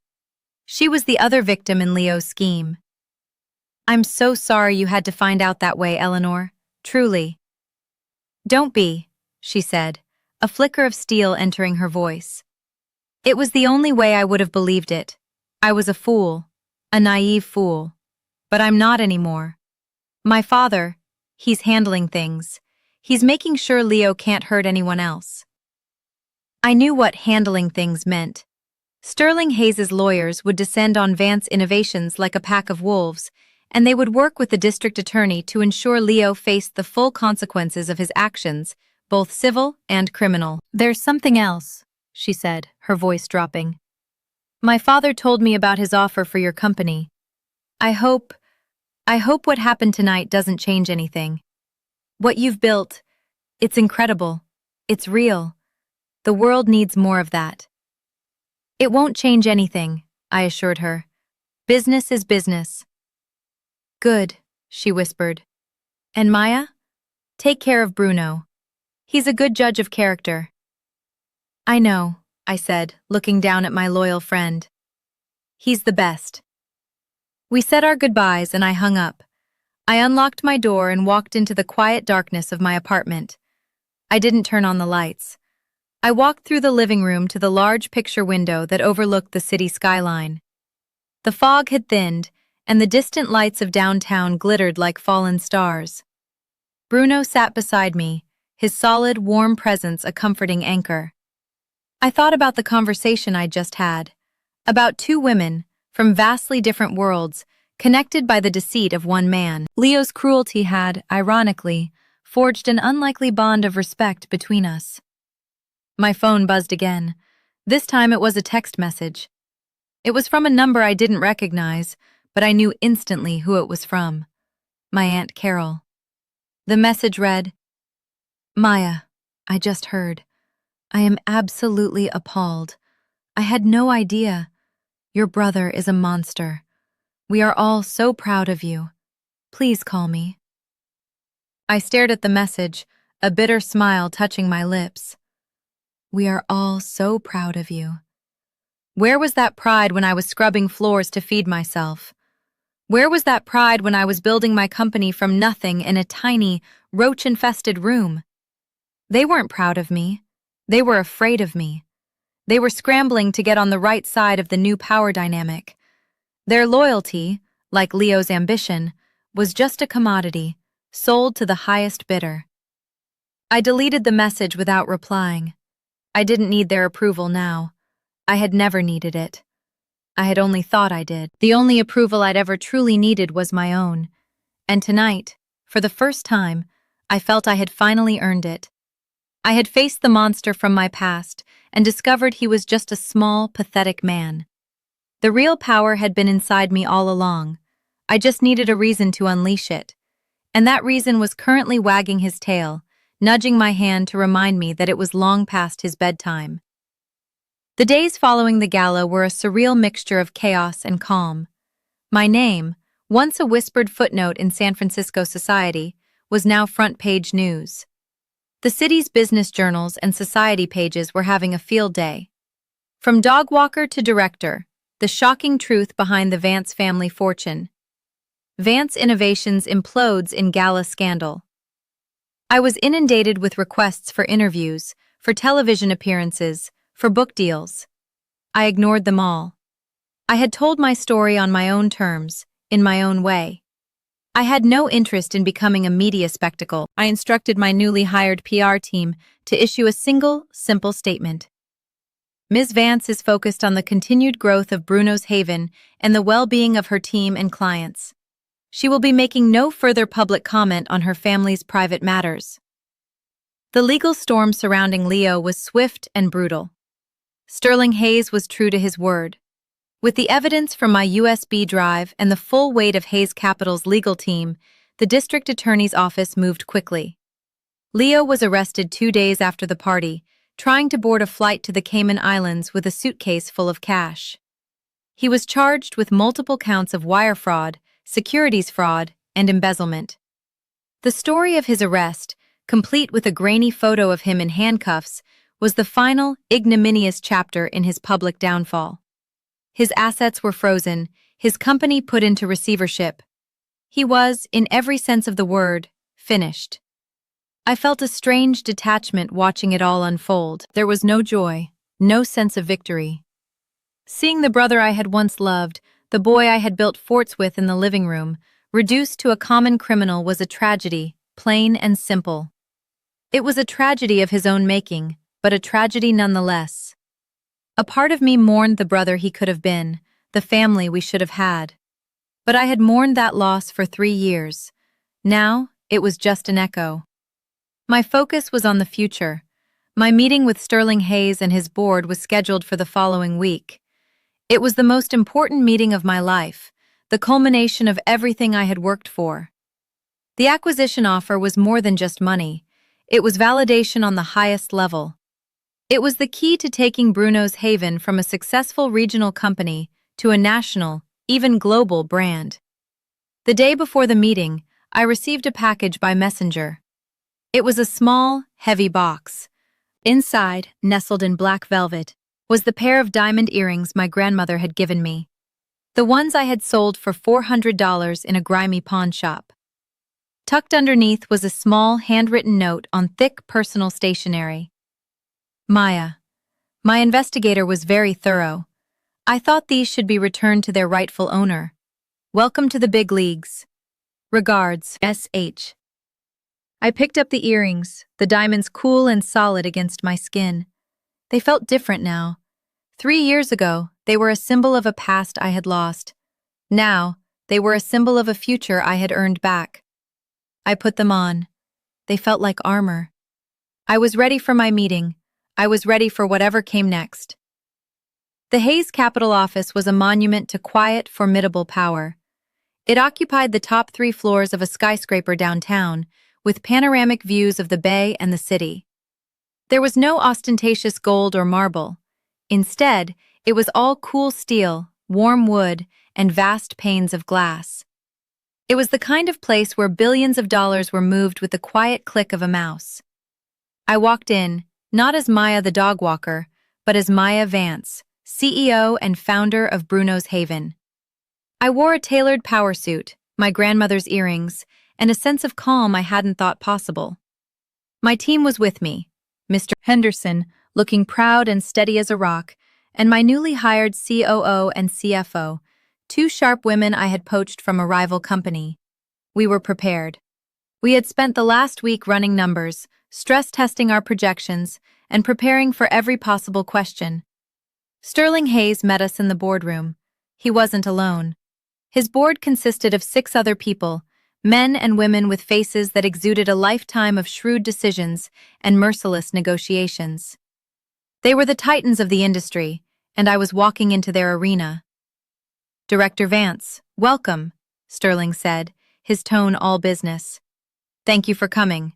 Please, introduce your team. The meeting was a grueling 4-hour marathon. They picked apart my business plan with surgical precision. They questioned our supply chain integrity, our customer acquisition costs, our scalability model. It wasn't hostile. It was something far more intimidating. It was rigorous. They were testing me, testing my knowledge, testing my nerve. They wanted to see if the woman who could command a ballroom with a USB drive could also command a boardroom with a balance sheet. I met every question head-on. I knew my numbers inside and out. I knew my market. I knew my brand. Mr. Henderson handled the logistics questions with his quiet expertise, and my team provided the deep financial data. We were a well-oiled machine. But my greatest asset, as always, was my story. When one of the board members, a skeptical-looking woman named Ms. Albright, questioned the high price point of our products, I didn't just talk about margins. Ms. Albright, I said, we don't sell dog food, we sell peace of mind. Our customers aren't just buying organic chicken and quinoa, they're buying the security of knowing they are giving their beloved family member the absolute best. They're buying more time, more healthy years, with a pet they love. You can't put a price on that. Our brand isn't built on ingredients, it's built on an emotional contract. That is why our customer retention rate is over 95%. I saw a flicker of understanding in her eyes. I had connected with the human element, not just the financial one. The final question came from Sterling Hayes himself. Ms. Vance, he said, leaning forward. My offer is generous. It would make you a very wealthy woman and give your company the resources to grow exponentially. But it would mean giving up a measure of control. Why should we believe that you are ready to transition from a founder who built this from pure passion to a director who must answer to a board and its shareholders? It was the crucial question. Was I just a woman with a good story, or was I a real CEO? Mr. Hayes, I replied, meeting his gaze without flinching. For 3 years, my company was the only thing I had. It was my lifeboat. I protected it fiercely. But I didn't build it just to survive. I built it to thrive. I know that for Bruno's Haven to reach its full potential, to help as many animals as possible, it needs more than just my passion. It needs your infrastructure, your network, your capital. I'm not afraid of giving up control. I'm afraid of not seizing an opportunity. Passion built this company, but pragmatism will build its empire. Silence descended on the boardroom. The board members looked at each other, a silent conversation passing between them. Sterling Hayes leaned back in his chair, a slow, satisfied smile spreading across his face. "Ladies and gentlemen," he said to the room, "I believe we have our new partner." The deal was signed.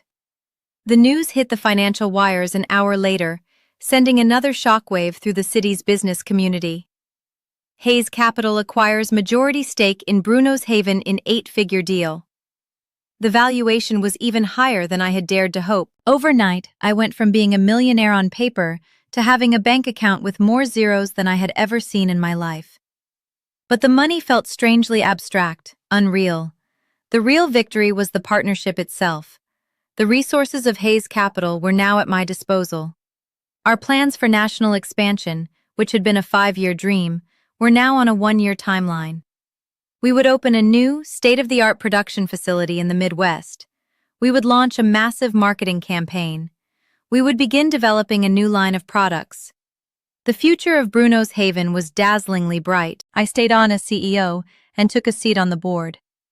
My life became a whirlwind of strategy sessions, logistics meetings, and trips to scout new locations. It was demanding, exhilarating work. For the first time since my parents' death, I felt like I was exactly where I was supposed to be, doing exactly what I was meant to do. Amidst the chaos of the acquisition, I made a quiet, personal decision. I set up a foundation.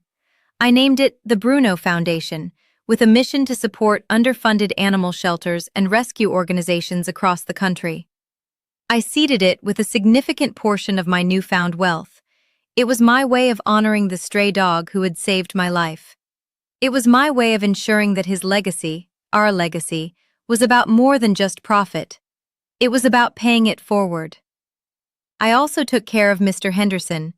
His original $50,000 investment was now worth millions. When I presented him with the check, the stoic, quiet man actually had tears in his eyes. "I didn't invest in a business, Maya," he said, his voice thick with emotion. "I invested in you. It was the best investment I ever made." My relationship with my extended family remained non-existent.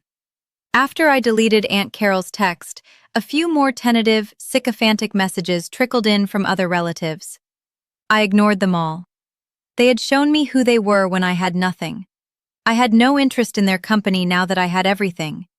The door was closed, the lock was turned. Some things, once broken, cannot be repaired. Nor should they be. One afternoon, about a month after the deal closed, I received a letter in the mail. It was handwritten, on cheap lined paper, and the envelope bore the stamp of the county jail. It was from Leo. My first instinct was to throw it away, unread.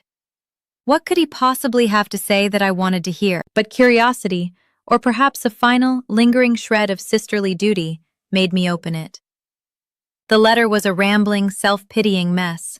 It was full of blame, for me, for Sterling Hayes, for his lawyer, for the unfair justice system.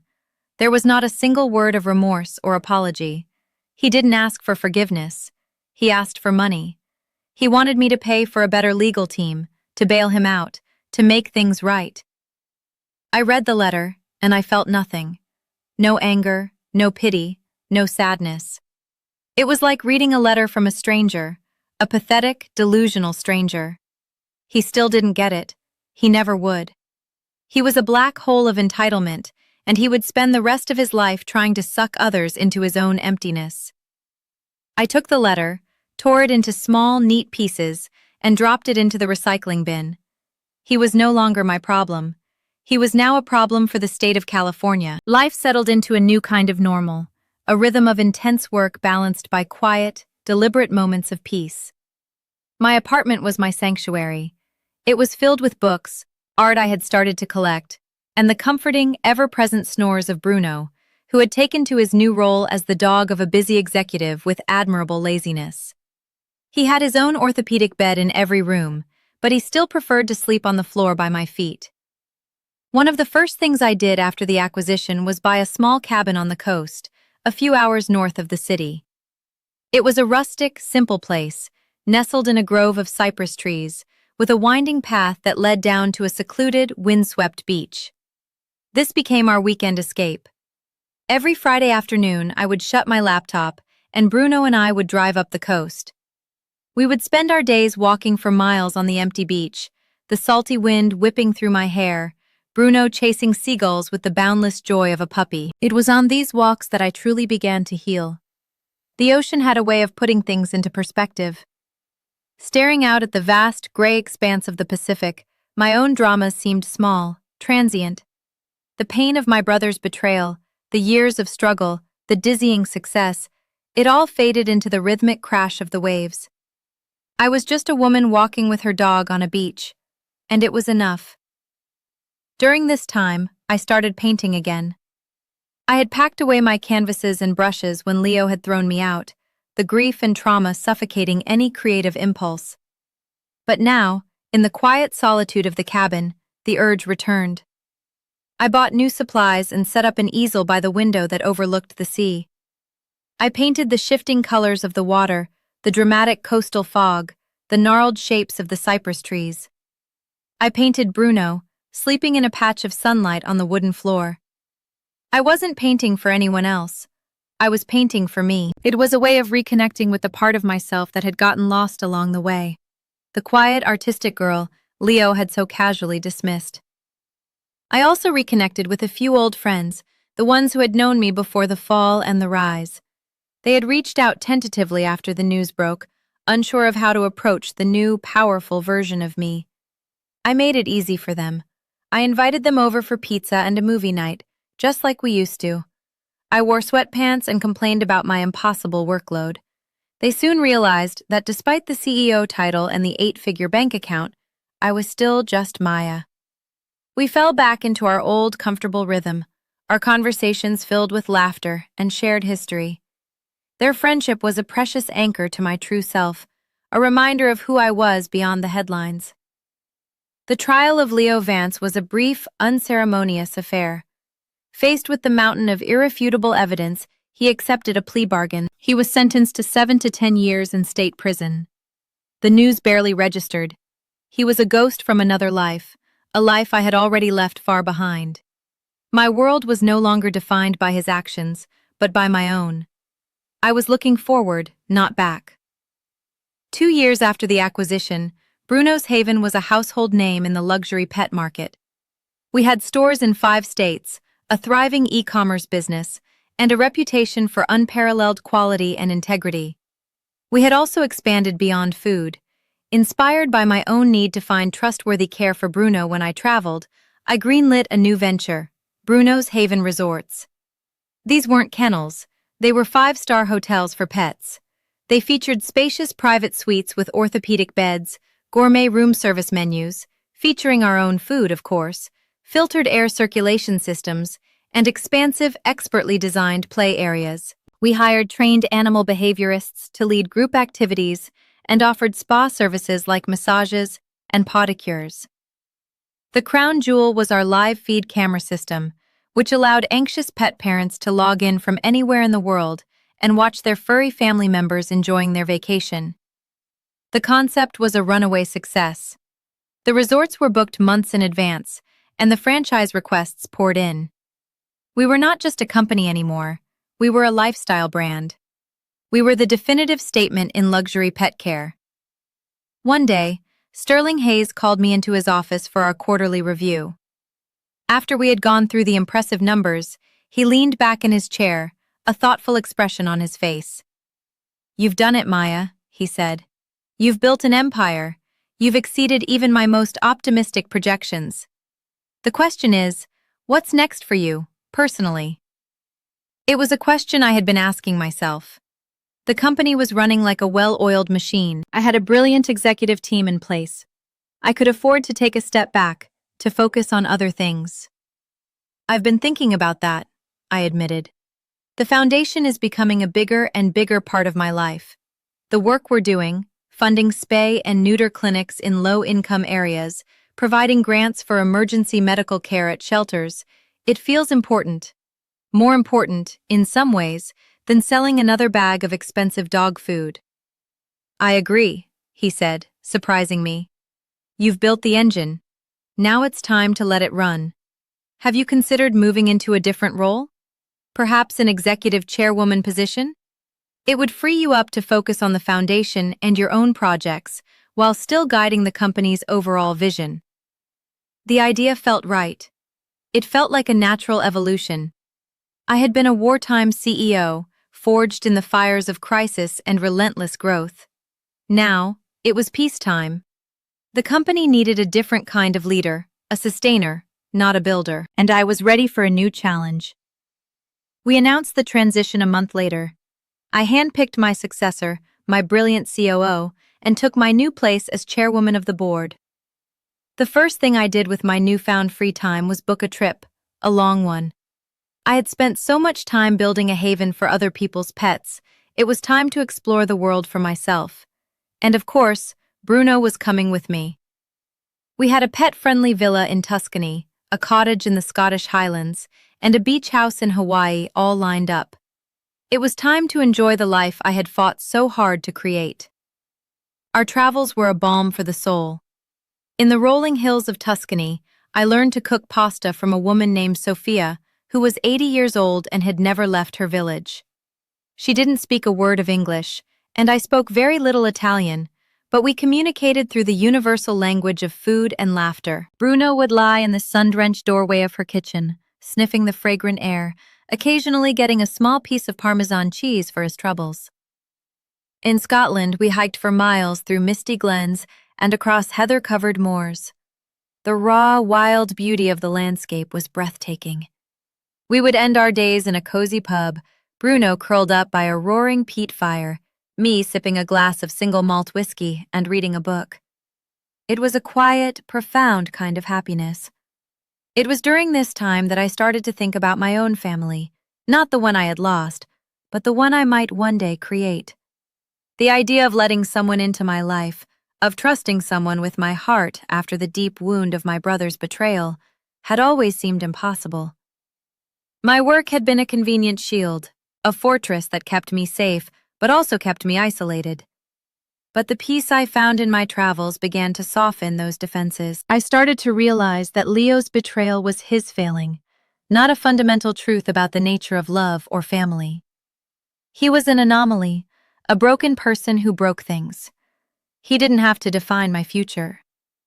When I returned to San Francisco, rested and recharged, I made a conscious effort to be more open. I said yes to dinner invitations I would have previously declined. I went to art gallery openings, not to network, but to simply enjoy the art. I started dating. It was awkward at first. My story was so public, and some men were more interested in my bank account or my fame than in me. But I learned to spot them quickly. My years of observing the subtle cues of both dogs and wealthy clients had made me an excellent judge of character. I met Ben at a charity auction for the SPCA. He was a veterinarian with his own small practice in a quiet neighborhood across the bay. He was kind, funny, with a gentle smile and eyes that crinkled at the corners. When I told him who I was, he just nodded. "I know," he said. "We use your food for some of our most sensitive cases at the clinic. It's good stuff." And then he changed the subject and asked me about the book I was reading. Our first date was a walk on the beach with Bruno and his own scruffy mutt, a three-legged rescue named Pirate. The dogs hit it off immediately, and so did we. He wasn't intimidated by my success, nor was he overly impressed by it. He was interested in me, my paintings, my love for old books, my terrible sense of direction. With him, I wasn't Director Vance, the tech world avenger. I was just Maya, and it felt wonderful. Our relationship grew slowly, organically, built on a foundation of shared values and mutual respect. He was the calm to my storm, the quiet anchor in my sometimes chaotic world. He was the first person since my parents whom I felt I could truly, completely trust. He wasn't just my partner, he was my best friend. A few years passed, marked by the quiet, happy milestones of a life well lived. Ben and I moved in together, blending our lives and our dog families. We bought a house with a big, rambling garden overlooking the bay, a place filled with light and laughter. Bruno and Pirate became inseparable, a funny, odd couple who ruled the house with a gentle, furry paw. I found a new rhythm as chairwoman. I attended board meetings, provided strategic guidance, and acted as the public face and moral compass of the brand. But the day-to-day operations were in the capable hands of my CEO. My primary focus shifted to the Bruno Foundation. We became one of the largest private grant givers to animal welfare in the country. I traveled to shelters, met with rescue volunteers, and lobbied for stronger animal cruelty laws. The work was deeply fulfilling. It was the legacy I was truly proud of. One crisp autumn afternoon, I was in my home office, reviewing a grant proposal, when an email popped up in my inbox. The subject line was simple: a request. The sender was the chaplain from the state prison where Leo was incarcerated. My finger hovered over the delete button. I had not heard from or about my brother in nearly 5 years. He was a ghost, a memory. But something made me open it. The chaplain wrote that Leo was a changed man. He had participated in therapy programs, earned his GED, and become a mentor to younger inmates. He was filled with a deep and profound remorse for his actions. He was eligible for parole in 6 months, and he had one request. He wanted to see me. He wanted a chance to apologize, face to face. I sat there for a long time, staring at the email. The old wound, the one I thought had scarred over completely, ached with a dull, phantom pain. Every instinct told me to say no, to protect the peace I had worked so hard to build. What good could come from opening that door again? I talked it over with Ben that evening as we walked the dogs along the beach at sunset. He listened patiently, as he always did, not offering advice, just a safe space for me to process my own thoughts. "What are you afraid of?" he asked gently. "I'm not afraid," I said, a little too quickly. "I'm just done. It's over. Why go back?" "Is it?" he asked. "Forgiveness isn't about him, Maya. It's not about letting him off the hook or saying what he did was okay. It's about you. It's about letting go of the last little piece of the weight you've been carrying." He was right. A small, hard part of me was still tied to that anger, to that hurt. It had fueled me for years, but I wasn't that person anymore. I didn't need it. Maybe, just maybe, facing him one last time wasn't about him at all. It was about me. It was the final step in my own liberation. "Okay," I said, the word feeling both terrifying and right. "I'll do it." The visiting room of the state prison was a cold, sterile place. It smelled of disinfectant and regret. The walls were a dull institutional gray, the furniture bolted to the floor. It was a place stripped of all warmth, all humanity. I sat at a small plastic table, my hands clasped tightly in my lap, and waited. The door buzzed open, and a guard led him in. I almost didn't recognize him. The 5 years had been hard on him. The arrogant, handsome face was gone, replaced by the tired, worn features of a man who had been humbled by life. He was thinner, his hair was thinning, and there were deep lines etched around his eyes. He wore a standard-issue blue prison jumpsuit. The expensive suit and the smug grin were a distant memory. He sat down across from me, the guard taking a position by the door. We looked at each other in silence for a long moment. His eyes were different. The old coldness, the entitlement, was gone. In its place was a deep, weary shame. "Maya," he said finally, his voice raspy, unused to genuine emotion. "Thank you for coming. I know I have no right to ask you for anything." I just nodded, waiting. "There aren't words," he began, his gaze dropping to the scarred plastic of the table. "There aren't words to say how sorry I am. Sorry is too small. It's pathetic. What I did to you, what I did to our parents' memory, it was monstrous. There's no excuse." He looked up, and for the first time in his life, I saw genuine tears in his eyes.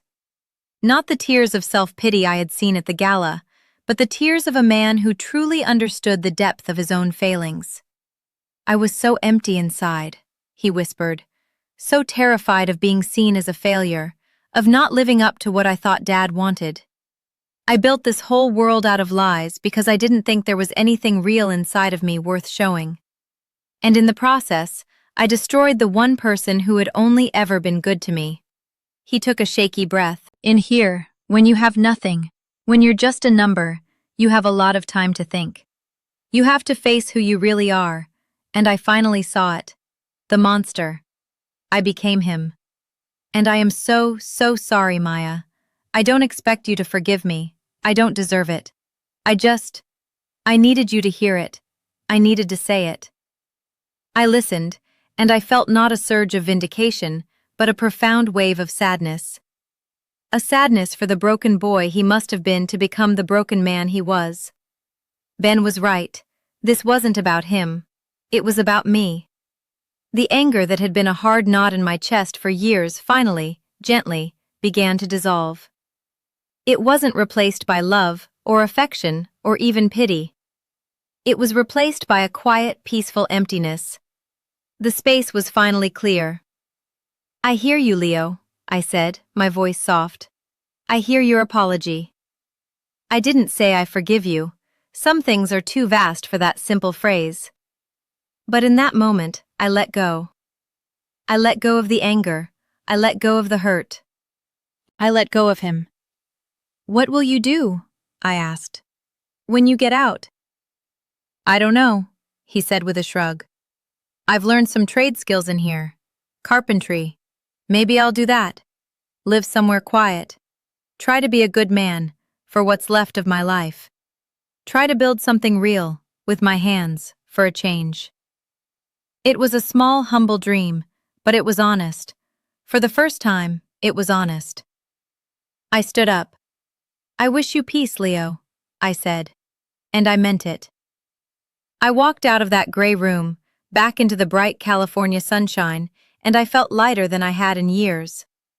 The last chain had been broken. I was completely and utterly free. Life, in its final beautiful act, is about circles. 3 years after I visited Leo in prison, I found myself back in a lawyer's office. This time, the room didn't smell of old paper and deceit. It was bright and modern, filled with sunlight. I was there with Ben, our hands clasped together, signing the final adoption papers for our daughter, a beautiful, bright-eyed 6-year-old girl named Lily. Lily had come into our lives through the Bruno Foundation.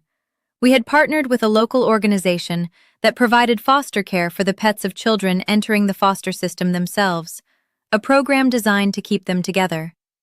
We had sponsored one of their fundraisers, and that's where I met her. She was a quiet, solemn little girl with a fierce love for a scruffy terrier mix named Patches. Her story was heartbreaking, but her spirit was resilient. We fell in love with both of them instantly. The process was long, but our commitment never wavered. On the day she officially became our daughter, we went home and had a small party in our garden.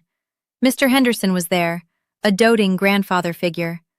My old friends were there, my chosen family. Sterling and Eleanor Hayes were there, a testament to the strange and wonderful alliances life can forge. It was a perfect day.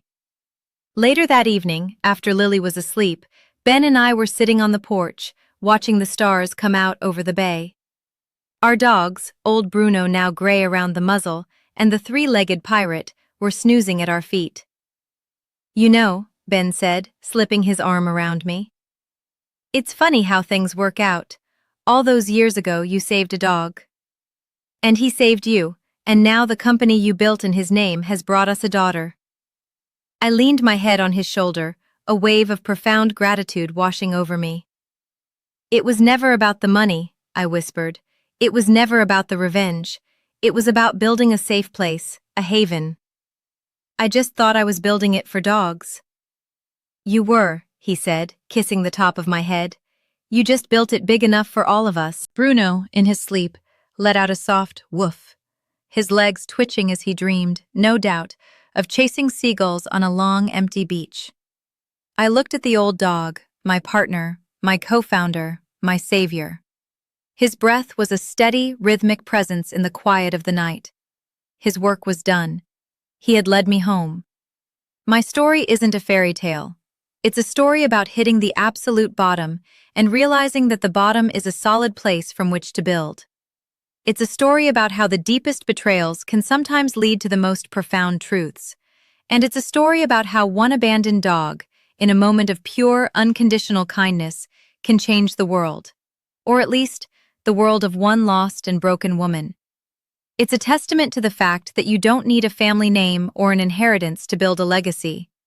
Sometimes, all you need is a good dog, a desperate plan, and the stubborn refusal to be erased. So, here I am today, telling you this story. I'm not telling it from a stage or a boardroom. I'm telling it from my messy, wonderful living room, with dog toys on the floor and my daughter's finger paintings taped to the refrigerator. Life is good. It is real. It is earned. Bruno's Haven continues to thrive, a testament to the idea that you can do well by doing good. And the Bruno Foundation has helped thousands of animals find their own havens, their own second chances. My brother Leo was released from prison last year. I heard through the prison chaplain that he moved to a small town in Oregon. He works as a carpenter. He keeps to himself. I have not heard from him, and I don't expect to. I hope he has found the peace he was looking for. I hope he is building something real. Our paths diverged on a cold winter day many years ago, and I have no desire for them to cross again. His story is his own to write now. Bruno, my dear, sweet Bruno, passed away peacefully in his sleep 2 years ago. He was old, happy, and surrounded by the family he had created. He lived a life of luxury and love, a far cry from the starving stray I met on that park bench. His ashes are buried under a beautiful oak tree in our garden, and his portrait, the one we use for our company logo, hangs proudly in our main hall. He was my partner, my muse, and my greatest teacher. He taught me about loyalty, about resilience, and about the incredible healing power of a well-timed, slobbery kiss. He was, and always will be, the heart of our haven. I share this story not to brag about my success or to gloat about my brother's downfall. I share it for the person out there who might be feeling like I did on that park bench, lost, alone, and utterly without hope. I share it to tell you that the end is often just a new, disguised beginning. Your deepest wounds can become your greatest strengths. Your biggest liabilities can be transformed into your most powerful assets. Never let anyone else write your story for you. Never let them define you by their limited, cruel imaginations. Your worth is not determined by your family, your job, or the money in your bank account. It is determined by your capacity for kindness, your resilience in the face of adversity, and your courage to get back up, one more time, even when you think you can't. When I look back on this entire saga, it's easy to see it as a simple story of good versus evil, a righteous underdog versus a villainous brother. But the truth, as always, is more complex. Leo's actions were monstrous, born from a deep-seated insecurity and a desperate need for our father's approval, an approval he felt he had to compete for. Was he wrong? Absolutely, on every conceivable level. His choices were unforgivable. But he was also a product of a family environment where worth was measured by external success, not internal character. In a way, he was a victim of the same value system he tried to weaponize against me. His downfall was not just a punishment, it was the inevitable collapse of a life built on an empty foundation. And what about me? Was I entirely a hero? For a long time, my actions were fueled by a cold, hard anger. My revenge was meticulous, public, and devastating. I could have simply gone to the authorities with the evidence, but I didn't. I chose the stage. I chose humiliation. Was that about justice? Or was it about reclaiming my own power in the most dramatic way possible? I have to be honest with myself and say it was both. I needed that public victory. I needed to dismantle his lie with the same level of spectacle with which he had broadcast it. It may not have been the most enlightened path, but it was the one I needed to walk to truly feel free. My right was in standing up for myself. My potential wrong was in the satisfaction I took in his utter destruction. It's a duality I've had to make peace with. The most profound lesson in all of this is the incredible, unpredictable power of kindness. The single small act of a stray dog licking a tear from a stranger's hand was the catalyst for everything. It set in motion a chain of events that built an empire, funded a nationwide charity, and ultimately brought a corrupt man to justice. It's a potent reminder that you never know which small act of compassion will be the one that changes everything. It proves that a life built on cruelty, like Leo's, will always, eventually, consume itself. A life built on kindness, however small it starts, has the power to grow into something magnificent. I want to leave you with a couple of questions to think about. We all have people in our lives who have underestimated us or tried to define our story. How have you found the strength to reclaim your own narrative? And more importantly, what was the Bruno in your life? That unexpected moment of grace or kindness that gave you the strength to keep going when you wanted to give up. Thank you for being here with me today. Please share your thoughts in the comments below, and if this story resonated with you, consider subscribing for more stories about the quiet power of resilience.